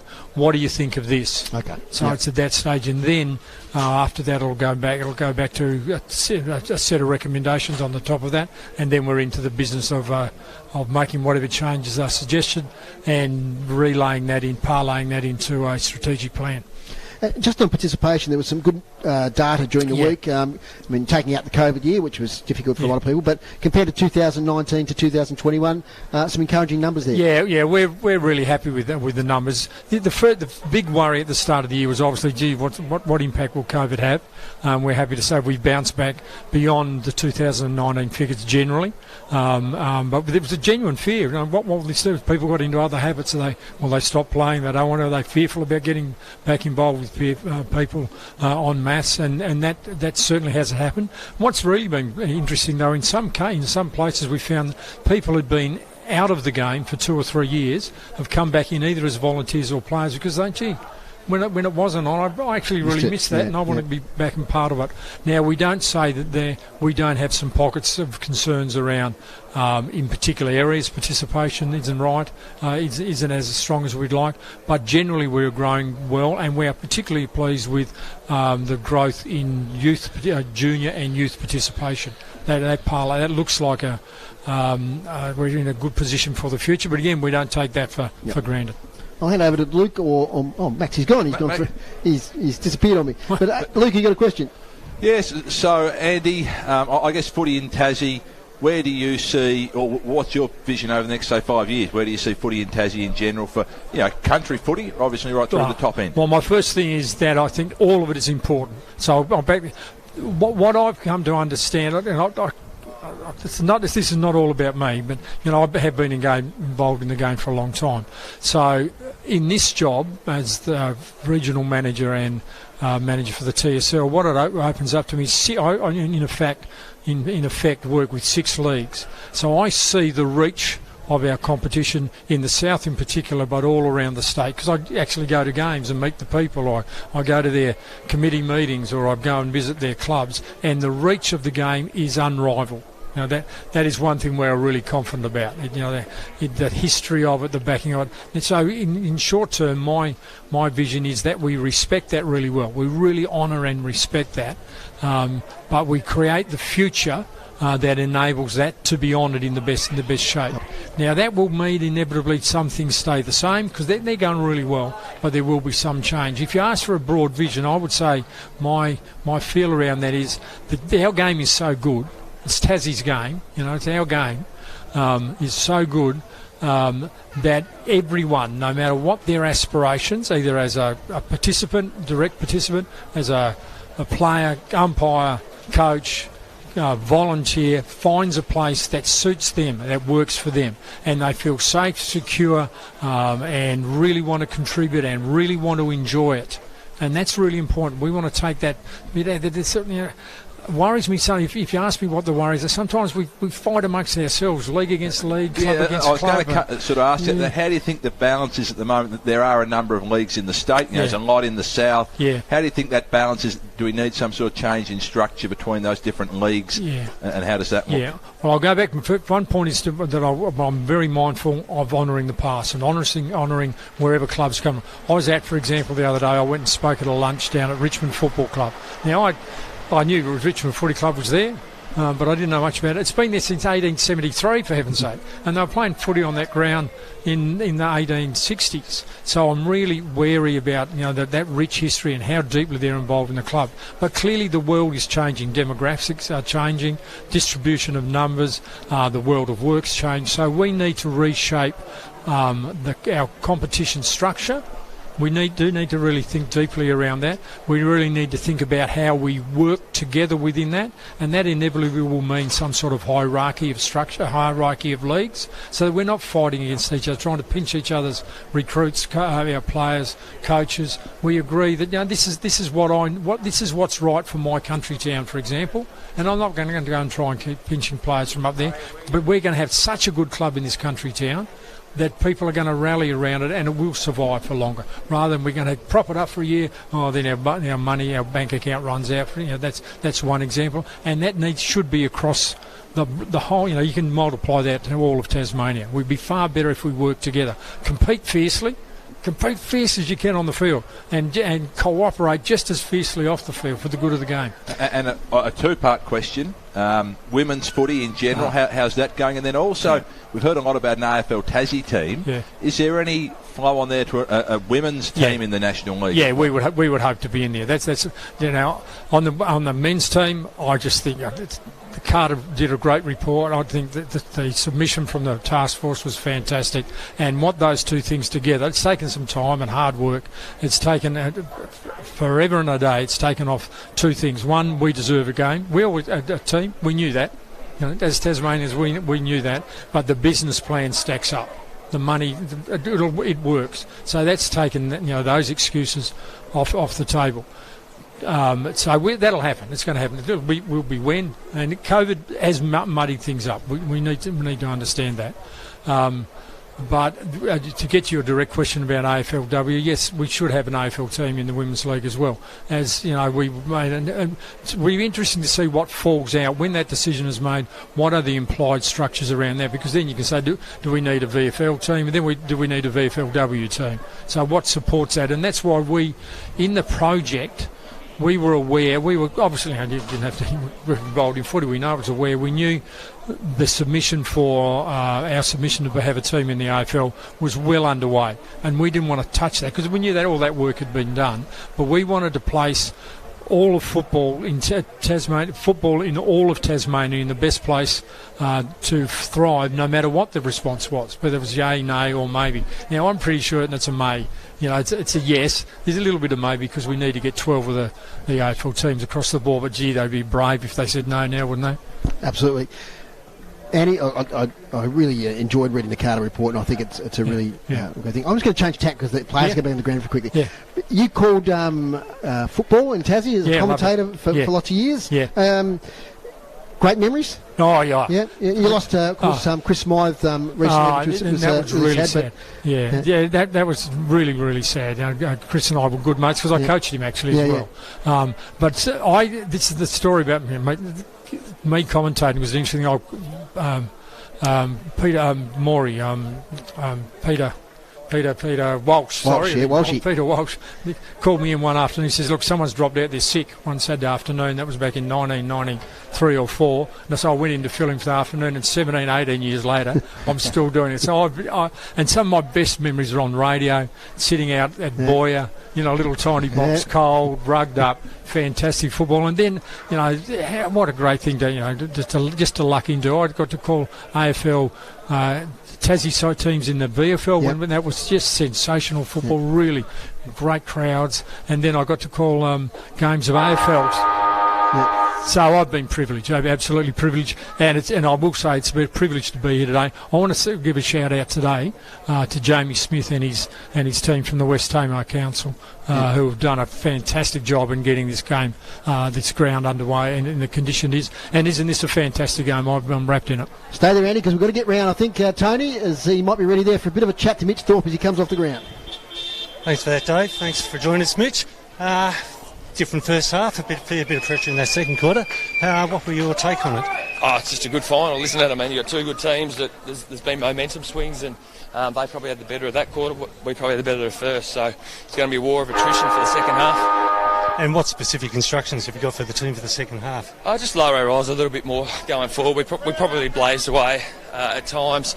We've got to keep making sure our endurance runners keep covering the ground really hard, and hopefully the wall cracks and we can run over them late in the game. Thanks for that, Mitch. Thanks, Tony. So, Andy, thanks for joining us here on City Park Radio. We better get ready for the second half. You enjoyed the game? Oh, yeah, it's a great game. Yep. I'm very happy to put down my COVID marshal stuff and just get into the footy, but great experience. Enjoy. Well done, guys. Really appreciate your support. No worries. Thanks to Andy Bennett for joining us here on City Park Radio.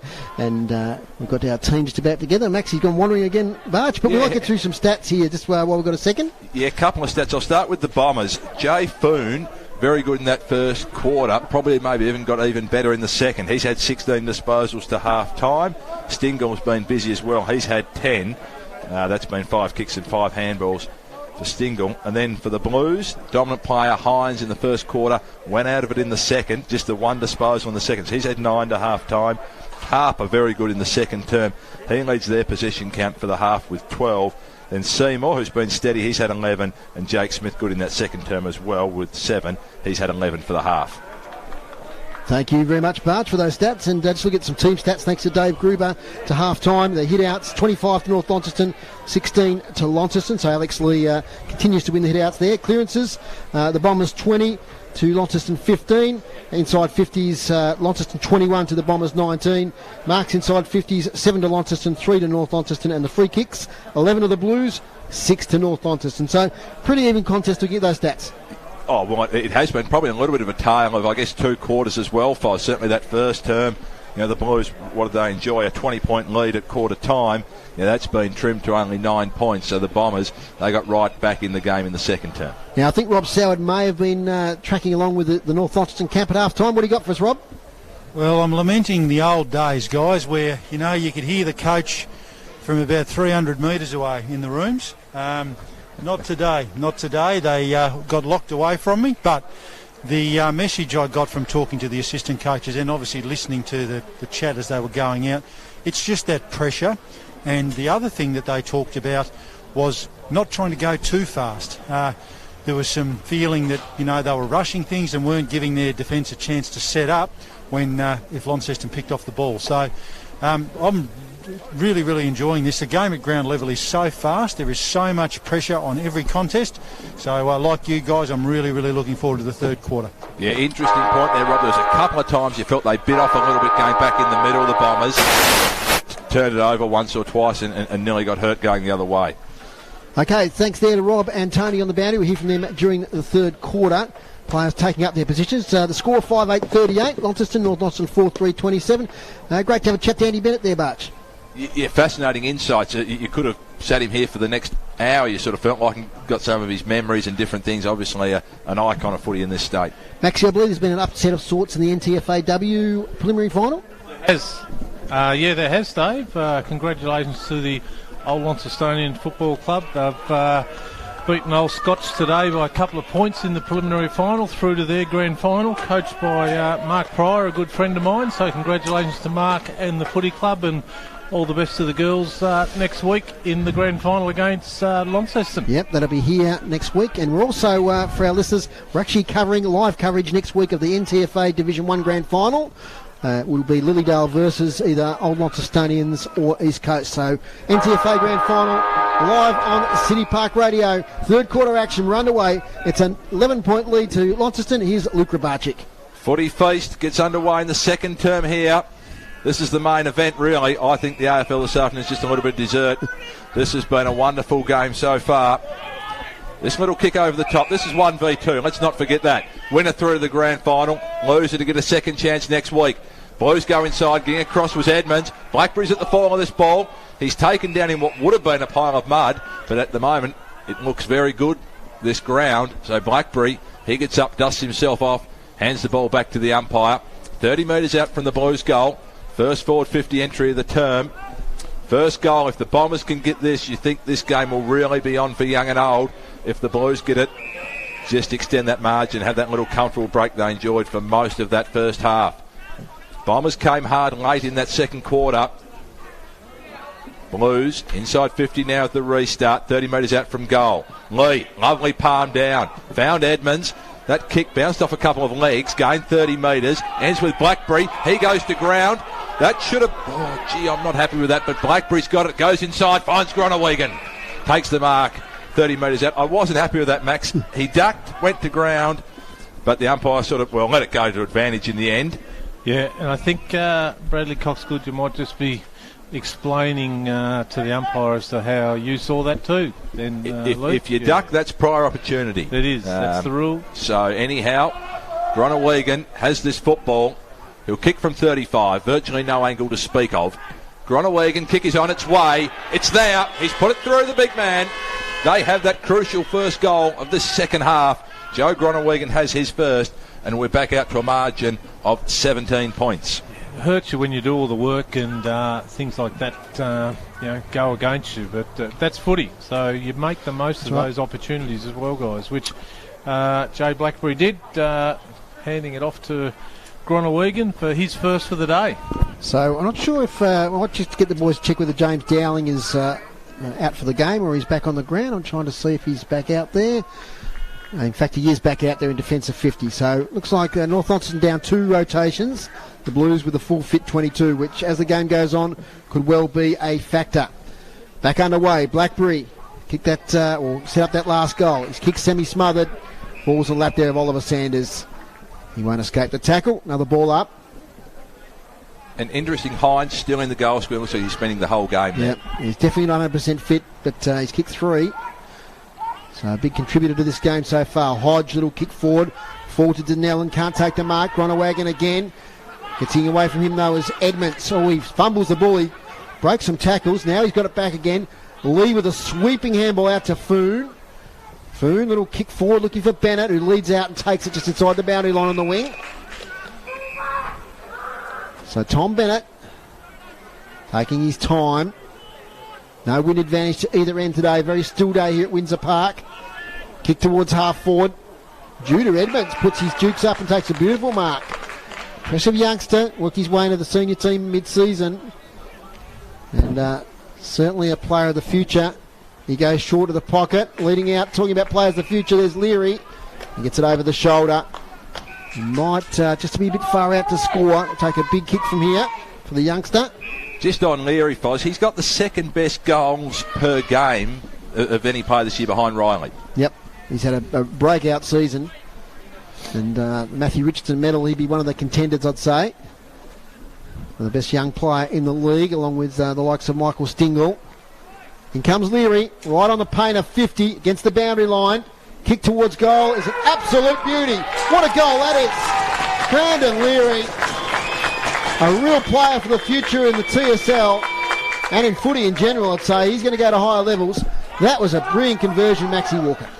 I haven't seen too many better goals than that, to be honest, Foz. From a set shot outside 50, clear in the goal square. Awesome kick, great composure on a very, very tight angle. Gee, we've seen some good goals today, Barch. The quality of football has been terrific. Probably the first term you just felt it was like a heavyweight bout, Max. They were just feeling each other out. Since the start of the second term, we've seen some very good football. Pressure's been elite. Been a real treat for the strong crowd here this afternoon. Ball's thrown up in the middle. Lee went decisively down to Cox Goodyear. Goes off the left towards 50. Players come out. Edmonds will be led to the ball. Got a favourable bounce though, Edmonds. Wheeled back inside. Gave it to Donnelly. He goes looking for a target. Burton leading up. Going back. Could have nearly been a free kick there to the Bombers player. I think that was Leary again. Taken down in the marking contest. Gee, you look at those, Max, and you nearly got to get your hands to the ball now in a marking contest. You get a free, and that time he was dragged to the ground almost. He was definitely infringed after the contest. Crowd getting involved in this one as well. Plays back on. Coming away is Boyd. Bombs a high ball, 30 metres further afield. Free kick's been paid down the ground here. You can hear the Bombers fans not happy with it. Meanwhile, the Blues have got a paddock here. No, it's been brought back. Umpires getting involved in this game now. That was fortunate for the Bombers because Jake Hines had a 50-metre arc all to himself. Kick over the top. Gee, Lee nearly got in there with the spoil. He missed both the ball and his opponent. I think that might have been the end of the season for Lee had he connected. This is Seymour, true centre wing. Yeah, that ball's gone further up than it has long. 25 metres down the line. Cox Goodyear can't keep it in. Over the line, boundary throw-in. 1 goal apiece. Early goings third term. Looks as though A event with Blackberry. Blackberry solid in the first term without being explosive. Cox Goodyear has had Harper for company for most of this game to date, and they're still opposed to each other as well at this stoppage. Tap down from Lee towards Cox Goodyear. Nankervis came across. Harper got a short kick away. Comes down towards Hodge. Umpire picked out a free kick there. Gee, I'm not sure that was there either. Nevertheless, free kick away. Right in front of our broadcast position here. Blues into attack. Hodge just attacks the top of the square. Edmonds in best position. Thorpe to fly from behind. Got hands to it. Brought to ground for Polferman. He was ridden into the ground. We'll have a ball up. Score here at the moment at Windsor Park. City Park Radio has coverage of TSL semi-final. It's Launceston 6-8-44. North Launceston 5-3-33. Lee wins the tap out. Musica tries to shark it. Now Polferman again runs into a brick wall, as does Musica. So another ball up. Margin 11 points, a goal apiece. A big game at UTAS Stadium this afternoon, of course. A few people who will be heading along to that as we'll finish before that starts. Little handball there from Avent. Getting out of defence there was Foon. There's a free kick there, going the way of Judah Edmonds against Gronawagon. A strong North contingent right in front of us here. So Judah Edmonds now invited to play on. Kicks up towards half forward. Foon's there. Can't quite take it. Bennett with Blackberry. Two veterans go at it. Coming in hard was Avent. Nice little handball from Blackberry to Harper. Now to Casey Brown. Great vision over here towards Smith. If it sits for him, he's got a big chance for an attacking move here at Jake Smith. A little left foot kick finds Hines inside 50. And great vision there, Casey Brown. He's steaming towards attacking 50, and just out of the corner of his eye, spotted Smith, who had an acre of territory, collected the ball and got it to Hines, who's 45 out, 45-degree angle. Kick 3 in the first quarter, quiet second quarter. Got a chance for his fourth. He goes around to get more distance. Jake Hines has kicked 4 goals here at Windsor Park, and that's a vital goal for the Blues. That's their 7th. 7-8-50. Plays 5-3-33, and good play through the middle of the ground by the Blues, Maxie. Yeah, it was, Dave, and I just picked up something while he was having his set shot. Gronawagan was in front of us here, signalling to him, take a shot, take a shot. They got Cody Thorpe deep on the goal line to take the mark, but then he just sprinted off down to the goal square to put Gronawagan and Thorpe into the goal square. Like, to me, that probably isn't the smartest thing to do when you're changing ruck. You'd sit back in the event it's a point. You've got your zone covered then, but unusual. He's done that a couple of times too. I've noticed action earlier in the day too, Max. That so a bit of a set play, I guess, there from the Blues. But as you say, opens them up the other way. Yeah. Play restarts following that goal.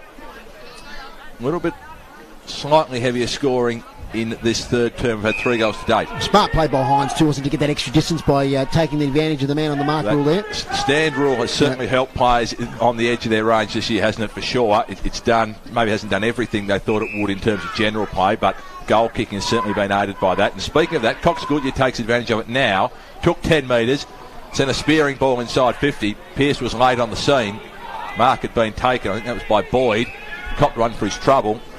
So he has the ball on defensive 50, Boyd. He's got Polferman in space here on the wing. Goes there now. He marks metres in the clear. Polferman, just the defensive side of centre wing. Goes very short to Blackberry, barely the 15. Umpire says no, it's not. Goes by hand back to Polferman. Longer ball now for Gronawagan. To the advantage of Edmonds. In fact, that's a fine mark. Umpire said no, play on. Didn't bring it to ground. Good decision. Gronawagan was able to wrap the ball up. Didn't quite get the full purchase on it.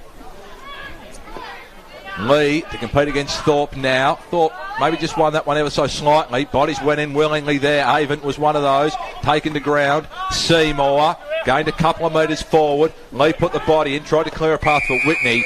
Couldn't keep the ball alive over the boundary line, 70 metres around from the Blues goal.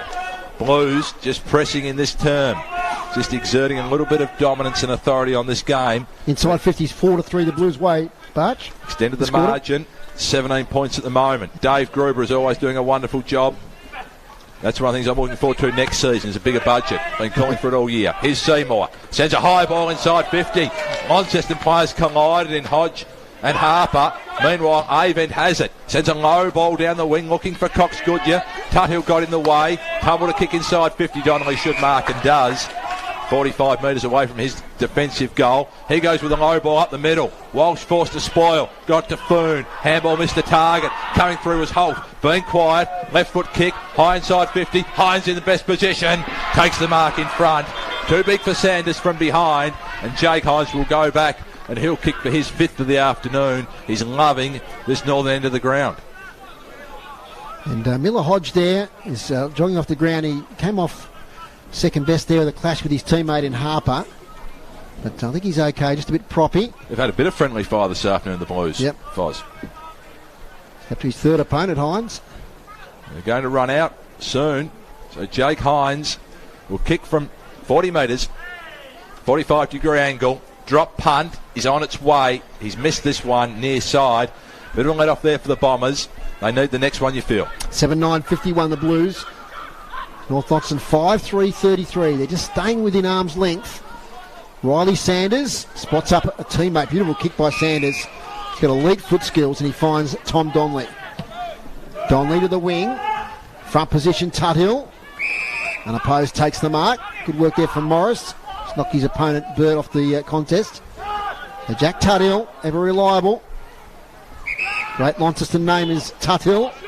Towards half forward, Donnelly front position. Shaking it though is Harper. Handball to Blackberry, doesn't take the ball. Knocks it on towards Denellen, who can't pick it up. Now it's with Taylor. Nankervis, little kick forward here. Harper will take the contested mark. Must have been touched. Play on. Kick to the goal square. Hines once again up against Van Buren. Van Buren wins the knock from behind. Well done on that occasion. Taylor, snap for goal. Straight to Donnelly. Hits him on the chest in defensive goal square. He plays on, pressured on the kick. Chance for Holt if he can pick it up. In goes Cody Thorpe, tries to don't argue, and gets a high tackle, or he actually... the fend off. The fend off, so it's a high the other way towards Jackie Avent. They'll have the relieving free kick at a half back. It's the Blues by 18 points. He was set a tall ask there, Avent. Had the ball put in between 4 opponents. In the end, won the free kick. They're away here, the Bombers. This is a good ball down towards Leary. Got a bit of room if he can take it. Takes a bounce immediately. He'd only just taken the football, Leary. As a result, brought pressure from behind. Blues coming in number. Force the ball up. Bombers were away there for a moment, but they were shut down quickly. Good pressure from the Blues defence.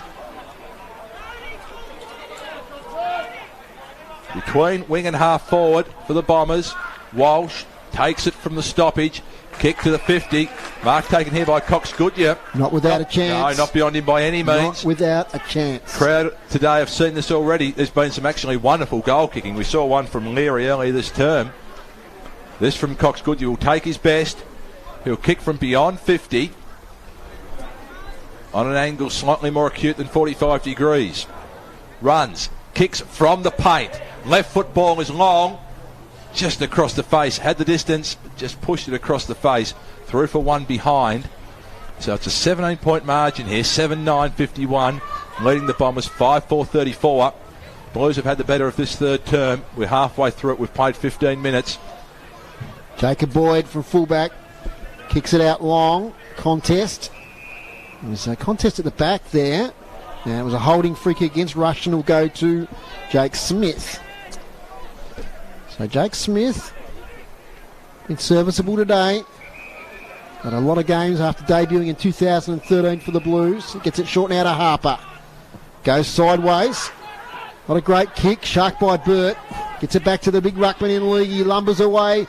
Penetrating kick inside 50. It fades to the right. Morris will be first there. Picks up the ball. Tackle by Pearce.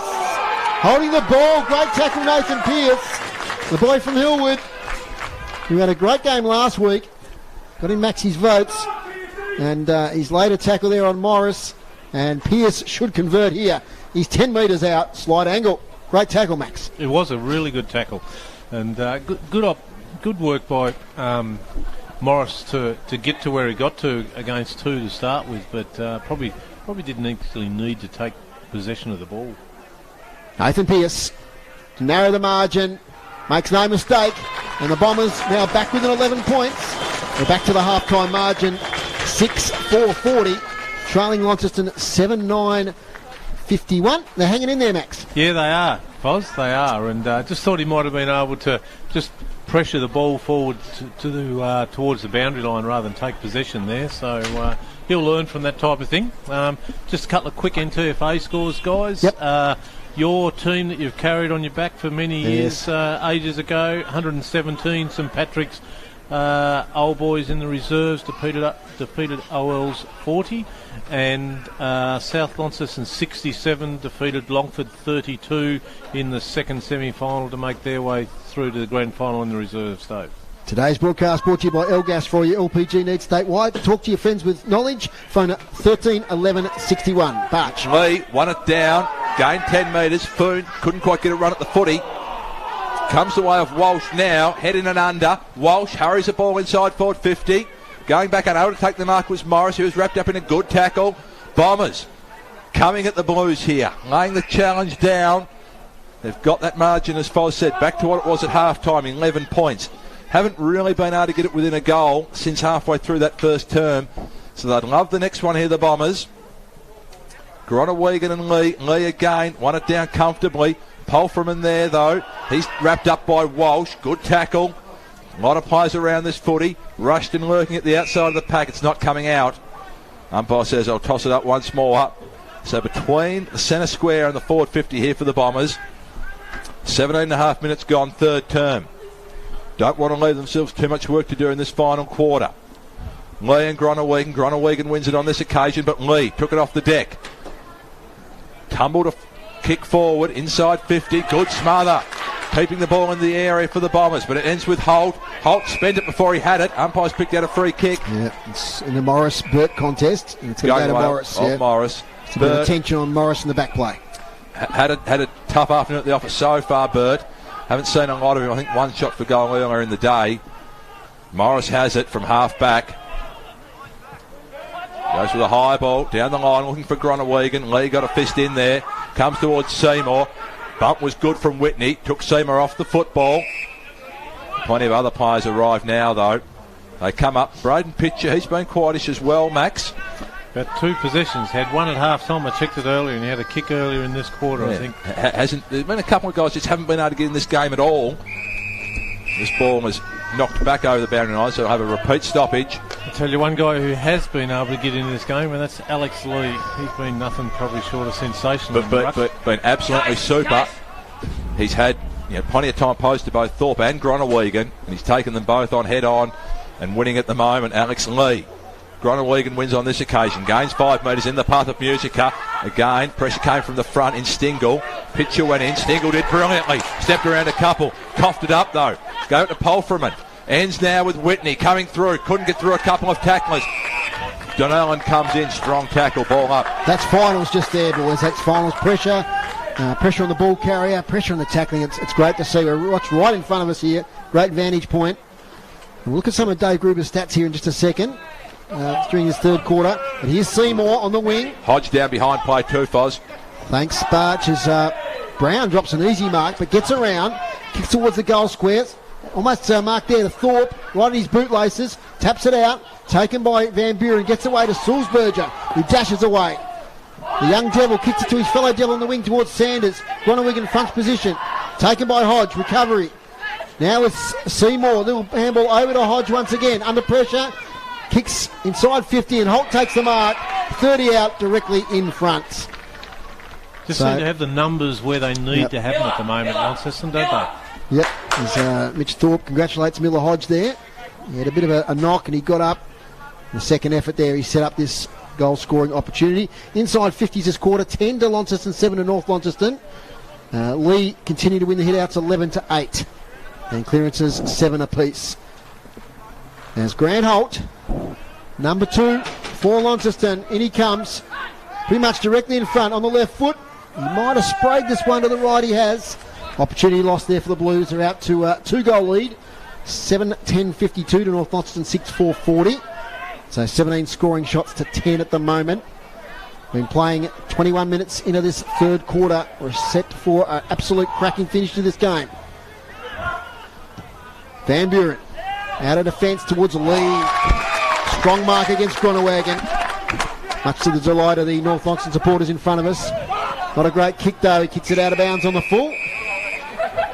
So it'll be a relieving free kick from centre wing. Jacob Boyd. And a bruising encounter today. The team that wins this is going to enjoy the week off. So Jacob Boyd towards half forward. Gronawegan and Lee again. Bounces off the knee of Lee. Taken by Judah Edmonds. Desperation Gronawagon. Up against Foon. Another ball up. It's the spongy turf here, but gee, it's recovered over the last week. Credit, as Andy Bennett said at half-time, to West Tamar Council. It's played pretty well today, the ground. As Gronawagon gets it down to a vent to Walsh, who's met hard by Musica. And the ball is forced out of bounds on the full. A little bit of afters there. That was a tough hit, Barch. Oh, it's been good footy this last couple of quarters. As you said, it's been finals footy at its best. I tell you what, if GWS and Sydney bring that sort of heat this afternoon, the crowd will be in for an absolute treat. This has been a beauty. Gronawagon got both hands to it. Edmonds came barging through, took the football with him, kicked down towards half forward. There's plenty of space if they can get over the back. Getting in the road there was Tuthill. He's been reliable all day. Ends with House. House back down the line. Spent a lot of time here, the ball in the last 5 minutes. Lee, he's been brilliant. Took the mark in front of his opponent, Gronawagon. Can he use this one better though? Turn the last one over Lee. Plays the percentages, high ball. Edmonds will have to fly. Couldn't really get a run at it. Rushed in at the back. Pitcher came across. No, it was Woolley, in fact. Woolley came across. Saw the ball over the boundary line. Leary, he gets up heavily from this contest. They're just falling down around centre-half forward area at the moment, North Launceston, and they just can't get it past centre-half forward to be able to get it down to Burt, Bennett and Pearce. Yeah, the half-back line's been pretty good. You know, the likes of Morris and House, Wright, etc. Been good all year, that combination for the Blues, and they've been, as we said, exceptional this afternoon again. They just need that tall target down the line. Lee's battled manfully behind the ball. Here's Avent, back onto the right boot, and again, round the corner, couldn't really find a target. Tuthill spilt the mark and opens the door for Pearce. Can go back by hand to Walsh. Walsh onto the left. They get it deeper on this occasion. Inside forward 50. Spilling the mark was House. Rushed in at the fall of the ball. He's taken down heavily. How's the umpire see that? Sling tackle, He has picked out a free kick. It will go the way of Rushton. Hasn't hit the scoreboard yet this afternoon, Rushton. How do you like his chances from here, Max? Oh, look, he's Fozzie's boy. I'll let him make the decision. how do you like it? Look, he's got the chance to do these sort of things, so I'm backing him in. He needs to kick it. Drop punter around the body. Nah, he's a drop punt man, I reckon. Drop punt. So he'll kick from a couple of metres inside the boundary line. Distance A, goes around the body now, Rushton. He's pushed this well across the face. Not a lot of bend on that ball. Stays in play. Edmonds will get back. Takes it nearing the 50. Taken in a heavy tackle. Umpire said high. Is that the call here? High, Yep. It is. So I guess we can't be too critical because they've been consistent. We were critical of one to, I think, Gronawagon it was earlier in the term. And that wasn't that he bent down to pick up the ball and he got the high tackle. It wasn't the. I don't think he put his head down to get the free kick. So good call, umpires. So Edmonds will have it. Critical kick for goal. It's a 2-goal margin at the moment. This to bring it back to one straight kick. Edmonds will take his best from here. Will kick from 50. Right on the paint. Kick is long. Won't get there. Just to the near side. Did get the distance in the end. One behind, so it's an 11-point margin. Blues have enjoyed this sort of margin really for most of the afternoon. Got away to a good start. They've had that sort of 2-goal advantage since. Woolley out from fullback. Oh, great mark, rising high as Edmonds. Great aerialist is Will Edmonds. He's taken a couple of beauties today. Low kick towards half forwards, not great though. Couldn't pick it up there, Rushton. Now it's with that half back line of Launceston. Woolley tackled. Chance now, Walsh. Slips over, gets up, kicks towards the goal square. Great mark in front. And that's Zach Morris, I think, number 22. That was a strong mark in the contest up against Tom Bennett. It's up a little bit gingerly. Closing in on three-quarter time. Short kick comes out. Finds Wright. 25 minutes gone, Foz. Alec Wright. Only had short quarters today, so it might only be a couple to go. A couple of minutes to go. As the short kick comes out to Smith. Might be the message from the bench just to... Now, we've got something happening on the wing. Umpire's seen, so I cast my eyes. Now, the boys on the boundary might have seen that. So, Thorpe involved. Now, that might... He's not happy, Thorpe. Down here. Yeah, that might go back into the forward line if that's the case. So, it's going to be a free kick on goal. Something happened there between Thorpe and Edmonds. I'll get the boys to text me on the boundary if they saw any of that. But the upshot is it's a free kick to Nathan Pearce. 40 metres out, and the siren has sounded. The siren has sounded, so huge kick to narrow the margin within a goal. There's still a little bit of toing and froing on the wing. few words exchanged, but back inside the attacking 50 for North Launceston. Nathan Pearce, who kicked a goal earlier in the quarter, should make the distance from here. He kicks it towards goal, and it's a goal! How huge is that? Right on three-quarter time. Nathan Pearce converts the free kick. That is a real team lifter, Maxie, going into the three-quarter time break. It certainly is a team lifter, and it sets us up for a great last quarter. And I probably wasn't watching too much out there because one of the players out there, his brother is coach, and I was actually more watching the what was happening in the coach's box, and he was pretty keen for them to get his brother off, and it was probably worded a bit differently to that. But yeah, what a great finish then by Nathan Pearce, and you can only assume that it was from a bit of poor work by Cody Thorpe for the ball to be given away a free kick, but when they were in possession of the ball. Well, and with what turned out to be a minute to go in the quarter, Max, it has given the Bombers every chance this afternoon. It's a 5-point margin, and since quarter time, they've really been the more dominant team. It's been 39 to 24, so they've been in front by 15 points over the last half of football. And they've trimmed what was a 20-point margin down to only 5. So the goal kickers, Jake Hines, he's been fantastic. He's kicked 4 for the afternoon. Multiple goal kickers. Nathan Pearce kicked 2 third-quarter goals, and that one after the siren. Cox Goodyear has 2. And then singles for the Blues, Miller Hodge, Groneweeg and Cody Thorpe.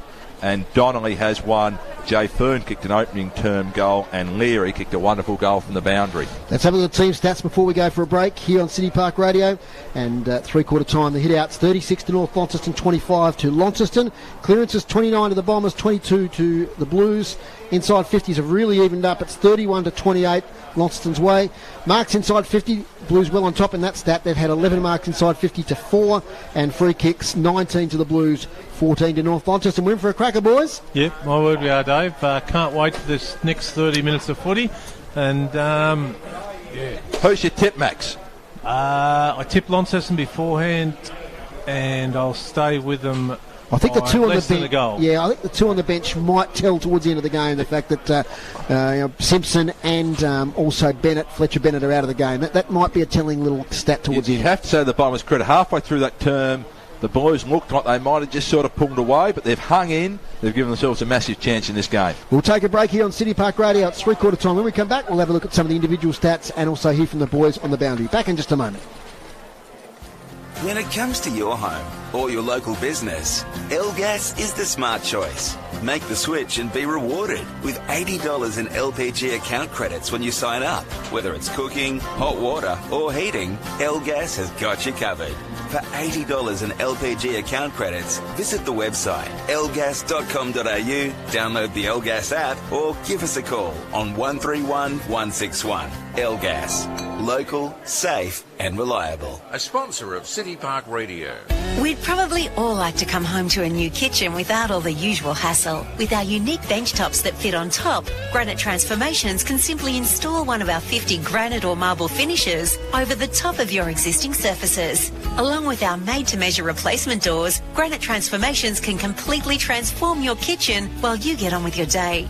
Call Granite Transformations Launceston on 6326 2962 or visit the showroom at 190 Invermay Road, Invermay. A sponsor of City Park Radio. You know that moment when you walk into a supermarket and you forget what you were meant to be buying? Happens to the best of us. But what we can't forget is to keep on top of COVID. Tassie, we're doing a great job. But at the supermarket, please check in before you get to the checkout. The Check-in Tas app is quick, easy and vital to our ongoing safety. Scan the QR code at your supermarket entrance. Or if you don't have a phone, simply check in manually or have a friend do it for you. I've got this, Graham.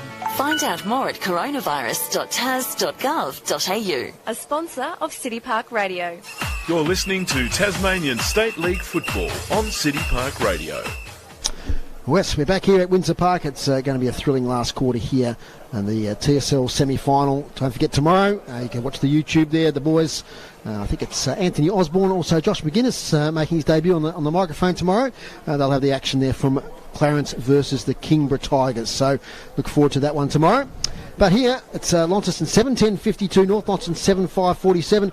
Earlier today, it was Launceston 7-11-53, defeated Clarence 6-12-48. So the Blues through to the grand final in the D-League, and Clarence will play North Launceston in the preliminary final next week.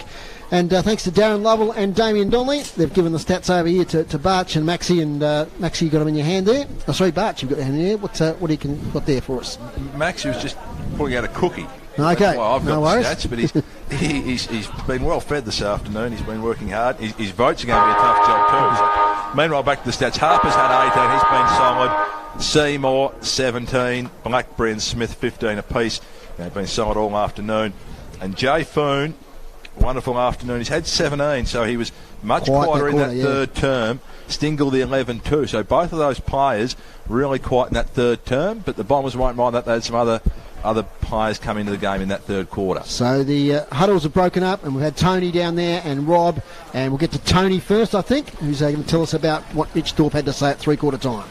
He says that they're actually behind on the clearances and the centre bounces, and they want to at least equalise that for the last quarter. He wants them to show a bit of maturity in their decision-making. He also wants them to run, and get it down to Hines, because a couple more from Hines, and you reckon they'll be just about there. Over to Rob. Thanks, Tony. And the enthusiasm amongst the Northern Bombers guys is just terrific. That goal has really given them some momentum. Brad Coxgood, you talked to them about being deliberate in their ball movement, and that not having to just blaze away, and obviously to keep the pressure on Launceston. But guys, they really give themselves a chance in this one, and can't wait for the last quarter. Good calling. And here it is, City Park Radio 103.7 and 96.5, also via the TSL live stream. Here's Luke Grabarczyk. Final term underway. What an afternoon we've had. More to come. What are we going to see in this last quarter? It's Cox Goodyear. First clearance. Long, deep ball inside 50. Pearce is there at the forward. Wheels onto the left foot. Kick towards goal from Pearce. Getting back his house and rushing it through for one behind. It was a good effort in the end from Pearce. Tucked up against the boundary line. Kicked that team lifting goal. Right on. We'll post the three-quarter time siren. In fact, it's a 4-point ball game. Here's Wright. Go very short. Does that now to House. So House, 45 out from goal. Can go short again. Looks like he's going to go longer down the line. Smothered by Edmonds. Opportunity here. Can he take the ball cleanly, Edmonds? He does now. Right foot kick. Never really looked like getting back there. Gee, that was a let-off for the Blues. Bombers would have taken the lead had they have kicked that, Foz. This game is up for grabs. Just saw the Glenorchy coach, Paul Kennedy, or ex-Glenorchy coach now. He's a club coach, walk in front of us. You're having a look at the game today. The reserves, of course, were playing in the D-League final today. Long kick out by Woolley. Outside defensive 50 off the boot of Smith. Will try towards the boundary line. So a couple of opportunities early. Tough ones, has to be said. And North Launceston couldn't convert, but they've narrowed the margin now to just 3 points. You just wonder if he could have nearly straightened up then, Edmonds, and run a bit further, maybe. I'm not sure. Boundary throw in. Lee taps it down to Seymour. Seymour kicks up the wing. Riley Sanders might get there first. Ball evades him. Nankervis has support from Donnelly. By hand. Sweeping handball over to Riley Sanders. Barely the required distance kick, though, finds Mark Walsh. Boy from Hillwood kicks inside 50. Big contest here. Bennett takes the mark. Got a bit of separation from his opponent and took the mark. Man on the mark, 40 out, 45-degree angle. So Bennett, the Bombers haven't led all day. And we're at the 2-minute mark of the last quarter. This to hit the lead. Tom Bennett shuffles in, goes around, kicks poorly, out of bounds on the full. Big build-up. Poor result for the Bombers. We've been playing 2 minutes into the last quarter at 7:10:52 Launceston. The Bombers 7-7-49. You'll listen to City Park Radio. And we'll bring you all the finals action, the NTFA Grand Finals and the TSL Preliminary and Grand Final coming up in the next couple of weeks. Can't wait. Missed some opportunities. They probably could have... Well, they would have been in front, obviously, but probably two really good opportunities there for the Bombers. Will they rue those as this game goes on?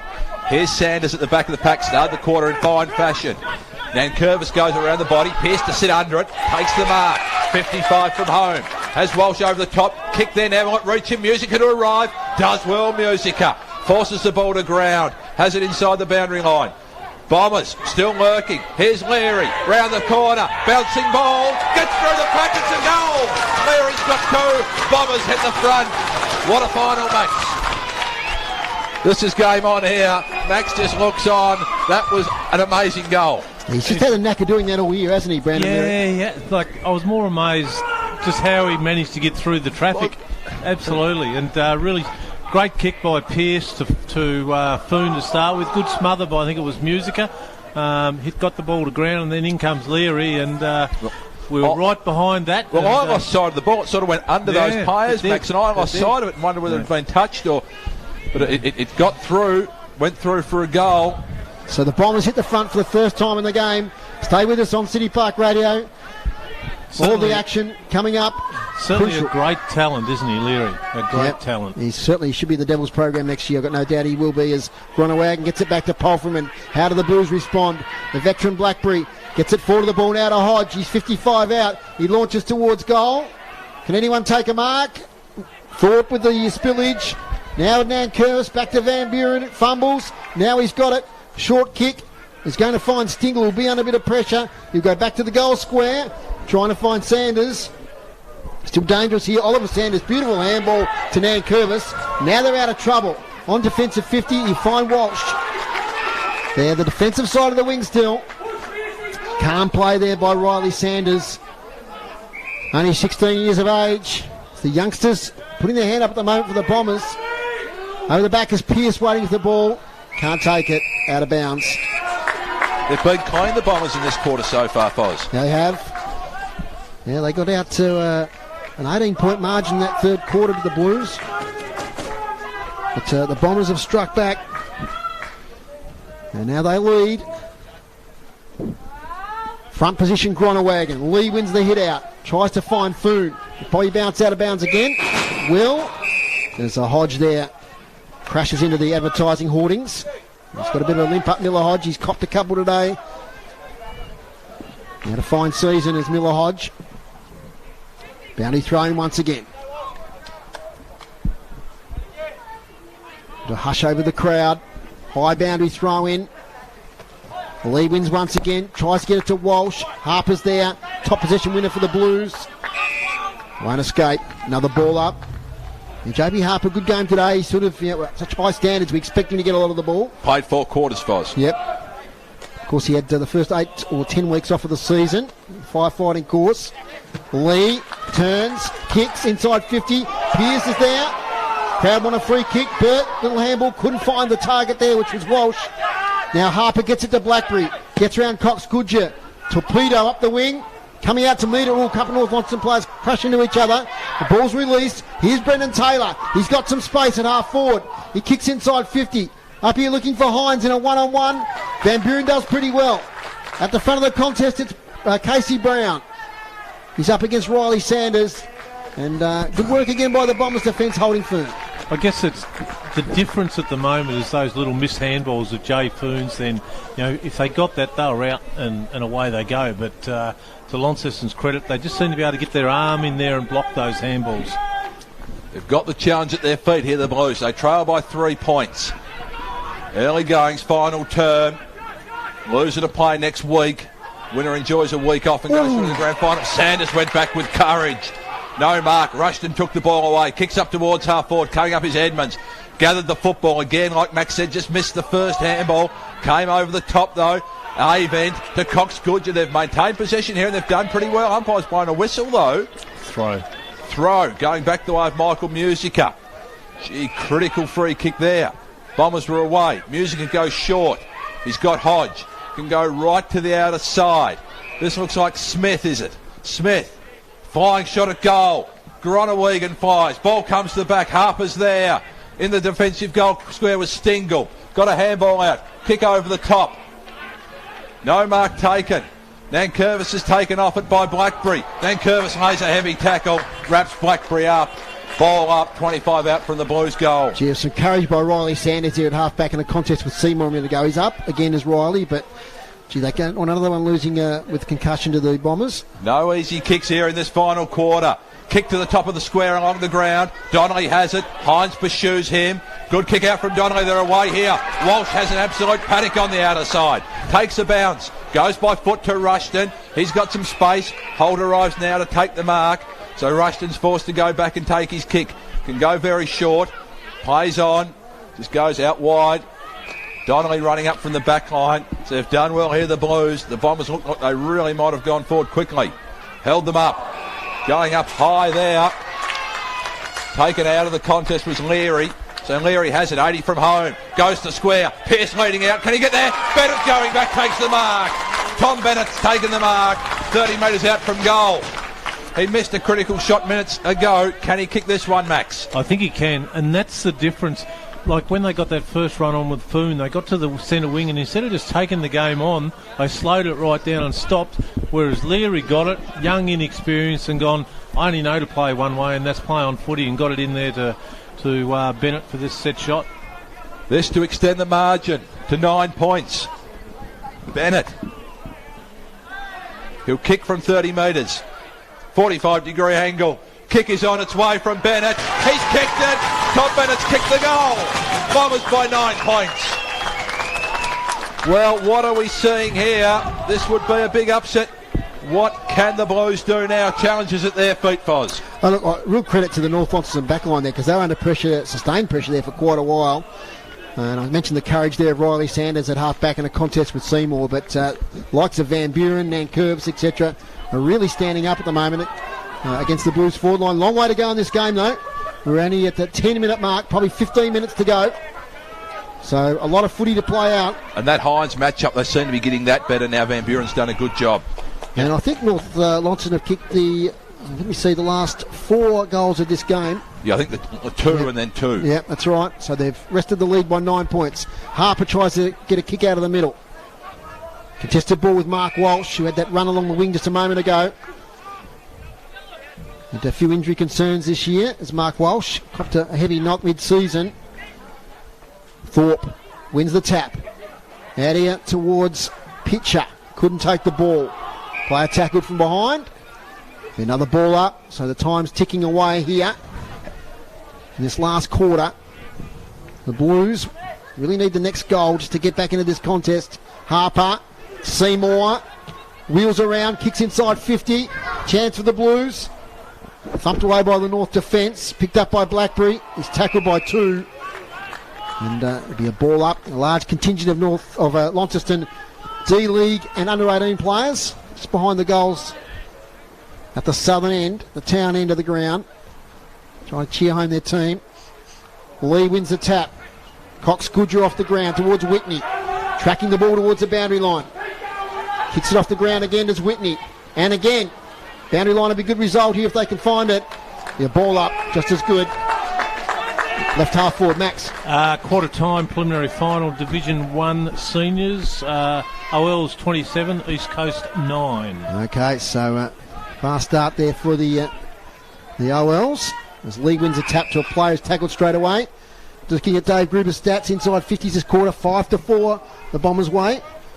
Hit out 7-5 the Bombers' way. Clearance is pretty even. Such a close contest here at Windsor Park.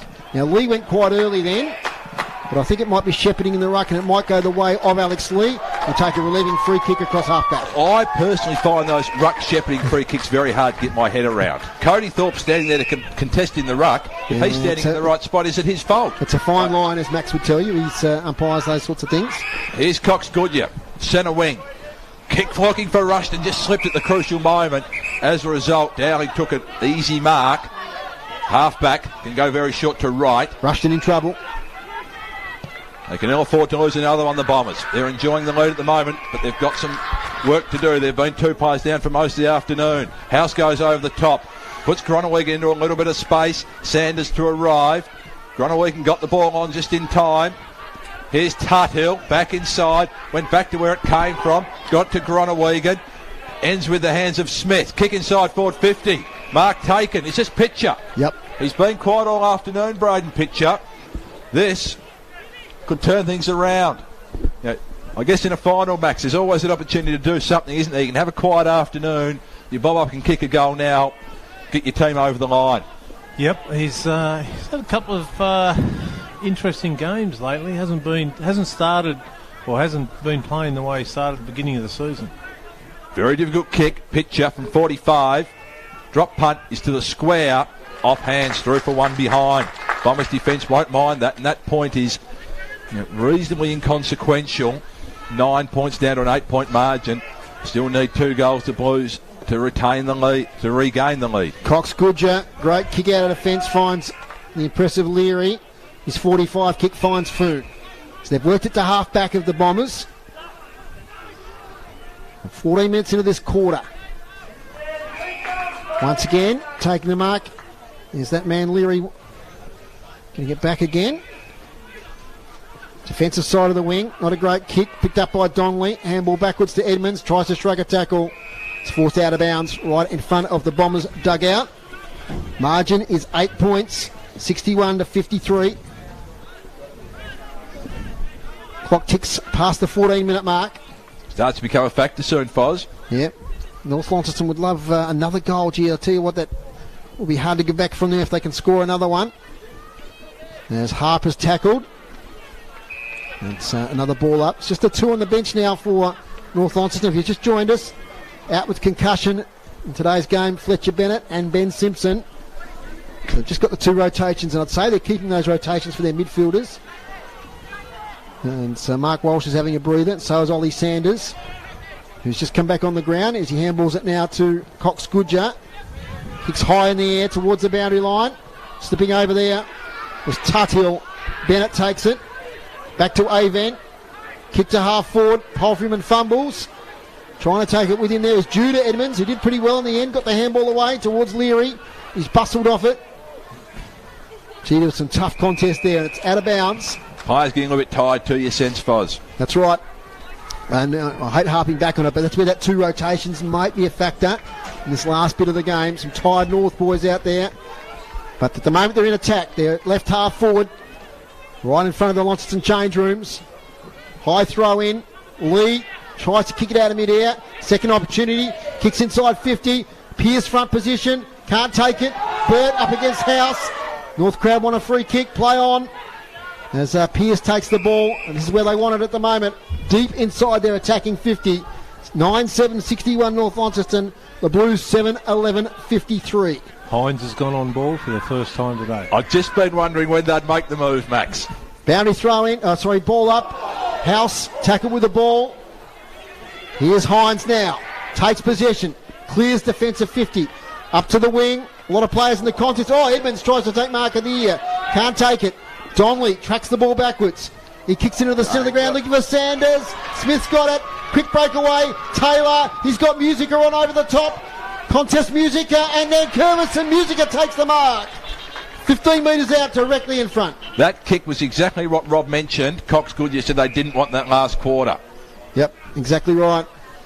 And it just gave the opportunity for the quick running players such as Taylor. Gee, it was a lovely way to kick too. And Musica showing his experience. He's up against the experienced opponent as well, though, in Nankervis. And this will narrow the margin back to just 2 points. Kicking to the town end. Michael Musica. Played a bit at East Coast, South Launceston, and now with the Blues. Shouldn't miss this one. And he doesn't. The Blues are back within 2 points here at Windsor Park. And we've been playing 17 minutes. About 10 more minutes of footy to go. Don't go away, anybody. This is going to go right down to the wire. Just that turnover, mate. Like, as I said, Rob mentioned that 3/4 time. Just be careful with the footy. It looked like it just hung in the air too long, didn't it? Yeah, the kick to, I can't remember who kicked it. I think it might have been Donnelly into Riley Sanders into the middle. It just floated in rather than a hard, because Sanders was out. Like it allowed, I think it was Smith the opportunity. Just gave that moment across to get the fist in there and then take the mark. Yep. If it was a good, hard, low kick to the target, Sanders was away and so was North. Play restarts. Lee and Thorpe. What a final we've got at Windsor Park. Cox Goodyer takes it away. Kick to 30 metres out. Long ball. No one could take the mark. Comes to the back. Woolley is there, taking a tackle, got it to Tuthill, goes down the line. Sanders and Brown. Brown got it. Cox Goodyear arrives now. It's over the boundary line. Ball in. 2-point margin. 18 minutes gone. Approaching time on. Loser gets a second chance next week. And whatever happens, if these two meet in the grand final, we know we're going to have a close contest because they're pretty well matched at the moment. Certainly, that absolutely will be the case. Interesting to see who the loser will play next week. Clarence or Kingborough. That game tomorrow afternoon. Blues have it at half-back. Handball's a good one. Plays. Stopped momentarily. Umpire called advantage. Kick comes towards Smith on the wing. He's in some space. Edmonds to corral him. Goes over the top, looking for Blackberry. Takes the mark. Great kick, Smith. Millimetre perfect. It's played on out of bounds. Oh, gee. Good decision, though. That was there.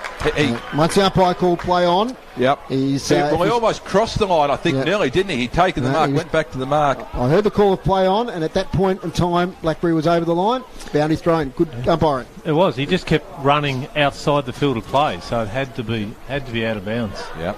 Critical. We've seen that free kick. They kicked that goal before or after the siren in the end, the Bombers. Could that be an important decision this afternoon? Certainly the correct one, however. Ball's tossed back in. Lee v Thorpe. Lee wins it down. Thorpe did the roving, though. Fed over to Hines. We heard he's gone onto the ball. Free kick for a sling tackle. Is it going back the way of Jake Hines? Call advantage. Ends now with Smith. Gee, spoil came from Edmonds. He's got Leary in space now. They can go here, the Bombers. Leary has a bounce. Has 2 down the outer wing. Has 3 down the outer wing. Has 4 now, Leary. Runs to 70 metres. Drop punt looking for Pearce. Oh, spoil was good from Woolley. Over the top. Here's Dowling away from half-back. Kick is good. Looking for Seymour. Seymour, it's going to beat him out of bounds. That was just electrifying footy. The spoil from Edmonds and then the run from Leary. The pass wasn't bad, but great spoil. Experienced play there from Woolley.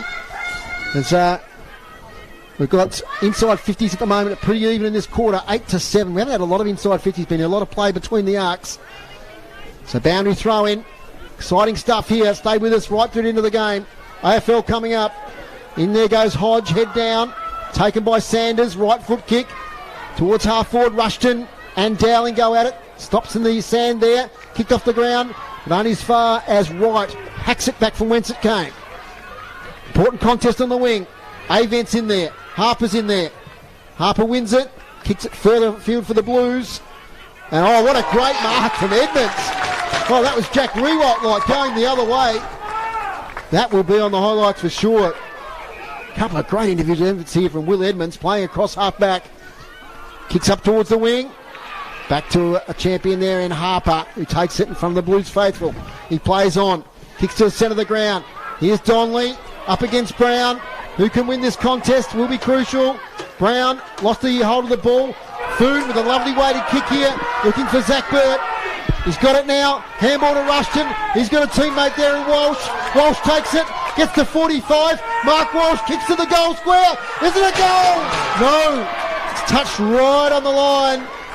Once again, good work there from Josh Woolley. He saved the day a couple of times now, and he plays on straight away and gets it to house. 3-point margin. Bombers hanging on for dear life at the moment. The Blues just swung the momentum their way in the last 5 minutes, you feel. This kick to Gronewegan. Taken at centre half back, Gronewegan. 22 minutes gone, Barch. 22 minutes, probably 3 minutes, something like that left. Haven't been a lot of goals in this last quarter. Next goal wins, you nearly think. Certainly if the Bombers get one more, they'll win. Blues, can they get it? This kick inside is ambitious, looking for Boyd. Couldn't take it below the knees. He's wrapped up in a tackle between wing and half forward for the Blues. Ball up. 22 minutes gone, final term. What a game we've had, Max. A lot of players out there looking at that score clock. I said it before, almost a little bit tongue-in-cheek, the AFL is dessert. After this, it will seem like an anticlimax to the AFL. This has been a wonderful contest. Again! He's done it again. Edmonds, what a half of football he's played. He has played a wonderful second half, Edmonds. Now we're going to play it down as the bit of the knock on this, because I think it might be Donnelly who's hit the deck. Might be winded, hopefully. Play's gone on, and that's a fine mark on the other side as well. Rising high above the pack. The Bombers, some wonderful individual efforts in this final term. This is Bennett, centre wing, goes short. They can almost think about trying to keep possession now, the Bombers. Probably a couple of minutes left. Alex Lee has it out of side. Played a wonderful game himself, the big man. Kick down towards half forward. Over the back, Edmonds is there. This is Judah. Boundary line's a good result for the Bombers. Couple of wonderful individual marks taken there. Free kick, Barch. Free kick going the way of the Blue. No, the Bombers. Against Cody Thorpe again. Oh, dear. Judah Edmonds, I think, is it, Yes, Max? it's Judah Edmonds. Yep. 70 out from home. He's got Foon in the square. Pearce there. Rushton at their feet. Helicopter ball won't get there. Spilling the mark was Morris. Players go in. Bombers will be happy with the stoppage here. They've got it. 15 out from goal. Yeah, what a great contest. Hopefully some of those keyboard warriors that get on and knock the TSL can be watching this and realise what a great competition we've got. Ball up, 20 metres out. Only been 3 goals in the quarter, guys.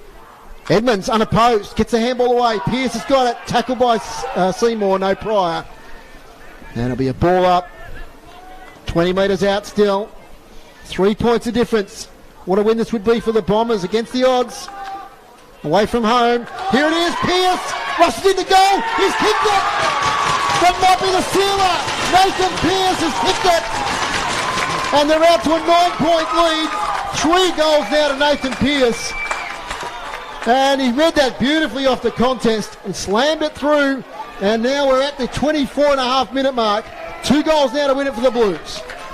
Pearce has kicked 3 in the second half. He's been wonderful. He's been the spark they needed, Max. He has, and we started off very slow this game, didn't he, after a fantastic 4-quarter effort last week, but that makes it, 2 goals needed to get back in front, which is pretty challenging when you've only kicked 1 for the quarter, and we're, 25 minutes into the quarter now, so great finish by Nathan Pearce, great roving.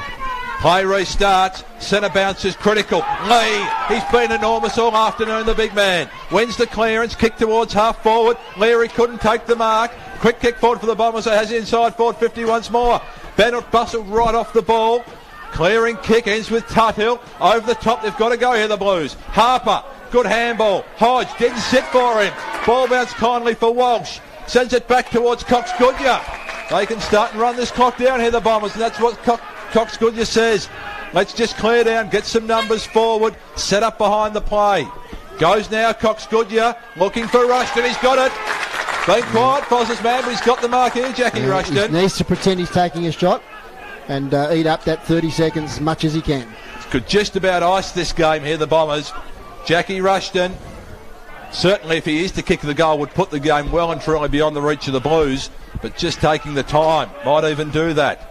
Rushton has it. He's 50 metres out from goal against the boundary line. What an upset we've got here. Rushton comes to 50. High drop punt to the top of the square. Thorpe to fly. Couldn't take the mark. Comes towards Pearce. Pearce goes in again. Desperate tackle. Took him off the football. Ball up top of the square for the Bombers. What have we got? 26.5 minutes gone. Dying moments of this final.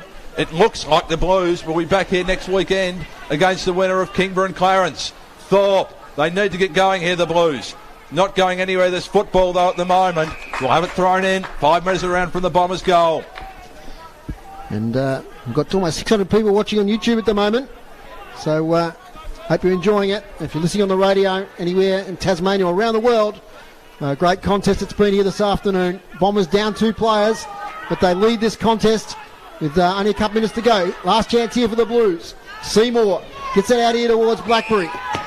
Blackberry plays on straight away. Stingle front position. Gets an important hand to it. As Poltham has met a tackle there by Edmonds, who has had an immense last quarter. And it's wrapped up now. It'll be a ball up. We're just inside the centre square on the wing. There it is! The Northern Bombers are into the grand final for 2021. They win it here at Windsor Park, 10-8-68, defeating Launceston 8-11-59, a margin of 9 points. The players embrace, and the North crowd right in front of us here, very happy. And I thought the Blues might have been a bit too good in that last quarter with those 2 rotations down, as I said, for Northern Bombers. But North Launceston, with some individual efforts. Will Edmonds in that last quarter, a couple of marks that will go down in legend, I'm sure, in North Launceston history in this game, because running against the flight of the ball, magnificent. Just a wonderful game of footy in the end, Foz. Yep. It was 4 quarters of tough finals footy.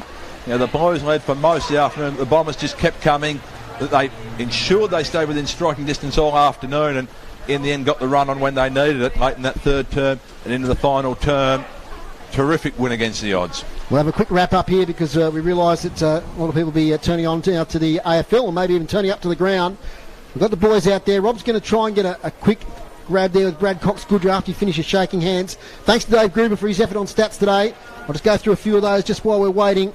And hit-outs today, Alex Lee 49 hit-outs and the Blues 35. And I think we'll interrupt that because we've got Brad Cox-Goodger now with Rob Soward. Away you go, Rob. Well, Brad, I'm going to set it up for you. You lose Ben Simpson in the first few minutes. You send Fletcher Bennett to do a job, and he's doing a job, and you lose him. You're down 2 soldiers. What's going through your mind? Full faith in my group, Yeah, adversity. Everyone doubted us this year. Fucking looking at me. Unbelievable. Fantastic. Great leadership from you, mate, and your coaching team. You get the week off. Hopefully give those guys an opportunity to get back. What's going to be the focus leading into the big game? Yeah, obviously not getting ahead of ourselves. Obviously, Launceston took it up to us in the first quarter and really controlled the game, but our ability to fight back and rectify the things that weren't quite working was really first class. And then, the boys just bonded. There was a bit of a bonding thing. I think it happened when Fletcher went down. Boys just clicked together, and you show their togetherness and the passion they showed all day was fantastic. And to come away with a win like this, it's pretty special. Congratulations, mate, from all of us at City Park Radio. We're looking forward to the grand final. Enjoy your week off, and fantastic game today. Well done. Cheers. Thanks to the boys in the boundary for a great job today, and I'm sure we'll excuse Brad a little bit of language there, and he's very emotional. He's just walked away there by himself, his hands on his face. Tough man like Brad Cox-Goodger, but I think he's been driven to tears by the performance of his team this afternoon. So congratulations to North Launceston. Now, I'll just go through groups of stats, and we'll get a quick wrap-up from Maxie with a bit of a 3-2-1 because I'm going to get to UTAS Stadium to watch another big final. I'm on adrenaline. I can't wait to get there. Groups of stats there. So we've got North Launceston 49 hit-outs to 35. Clearances 40 to 31. So they were really massive around the contest there today with the Northern Bombers. Inside 50s, 12 to 8 in that last quarter for the Bombers. They ended up winning that one 40 to 39 over the day. Marks inside 50, the Blues 13 to 7 throughout the contest. And free kicks, Launceston 23, North Launceston 17. And all the excitement. Barch, I don't think we went through the goal kickers. No, we haven't. So we'll start with the Blues. So Jake Hines was very good early. He ended with 4 majors. And then singles to them. We had Miller Hodge, Joe Gronewegan, Cody Thorpe kicked goals. And then for the Bombers, Nathan Pearce came into the game in that second half. He ended with 3 majors. Brad Cox-Goodger kicked a couple of long-range bombs in the first half for 2. Leary finished with 2 quality goals. Singles to Foon, Donnelly and Bennett. And the North faithful there have really gathered where the players are coming off and giving themselves a big cheer. And Max, some thoughts for Launceston now. They've got to go back away and recoup, and I'm sure they will. They've got enough class in that side to come back hard next week. Yeah, they have, Dave, and probably their biggest challenge, I think, is do they stick with the guys who had really bad days, or do they put a bit of faith in the D-League guys who got up today? They're in the grand final already now, just do they make a couple of changes? Do they go with the same group? Probably the only injury worry for today was probably Miller Hodge. He copped a hiding on 2 or 3 occasions just by going hard at the ball, so he'll be a bit sore for next week, I imagine. So, yeah, look, they're certainly far from gone, the Launceston Football Club. They've been in this position many times before last year, so they'll battle on. Just a quick one from up at Youngtown at half-time. South Launceston 52 leading Longford 27, so that game's still in progress at the moment. Best players for both sides. I'll go through Launceston's first. Jake Hines started like a house on fire under an injury cloud for this week. He played well. Jay Blackberry was a solid contributor.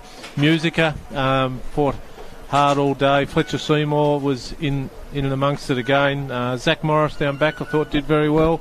and probably Joby Harper was their best for today, I would have thought. Yeah, 25 touches, Joby Harper. Made it for the Blues, Max. Yep, absolutely. For North Launceston, Bradley Cox-Goodger, whilst he didn't get a lot of the ball, what he did get, he used it very well, so that's worth 2 kicks every time you get one from him. Mark Walsh was exceptional. Ryan Whitney, I thought, down back, did a really serviceable game. He's growing with confidence every week. Jay Foon, again, a very solid contribution. And Brandon Leary, the excitement machine, was in amongst it again. So the 3-2-1 for today, I've gone Joey Harper 1 from Launceston Football Club. I'm going to go 2 Will Edmonds. I had him down as 3, but I've changed it back to 2. Purely because of that. Not purely, he played really well, but in that last quarter he took 2 or 3 of the best marks. And that spoil. You'll see, and that smother. It was a fantastic effort. He'll earn his sleep tonight, and 3 votes to a guy who just seems to get bigger and bigger, Alex Lee in the ruck. Yep, fantastic effort once again, 2 weeks in a row. Well, thanks, gentlemen. It's been a great pleasure to have you with us. Barch, thanks for making the trip up. Oh, boy. Looking forward to next week. You travel a long way for a game like that, Yeah, guys. Wonderful. And it just sets the rest of the finals alight too now, doesn't Absolutely. Thanks to the boys on the boundary, Tony and also Rob. Great work today. Thanks to Andy Bennett, our half-time guest. Thanks to Groobs on Stats. Fantastic. And thanks to you boys. Maxie, we'll see you next weekend. Yep, thank you. Great work, Groobs. Keeps those stats coming. They're very important for everyone to listen to and get a feel for the game. And good luck to everyone's team for today, tomorrow, and next week. We better get going because I've got to get to Hughes Stadium. Thanks to Ron back in the studio for getting us to air, and thanks to all for you, the listeners out there, and also on the YouTube. Hope you enjoyed the action today. So, final score here, it was a convincing win to North Launceston, and they win the contest here by 8 points, and they go into the grand final for 2021. Bye for now.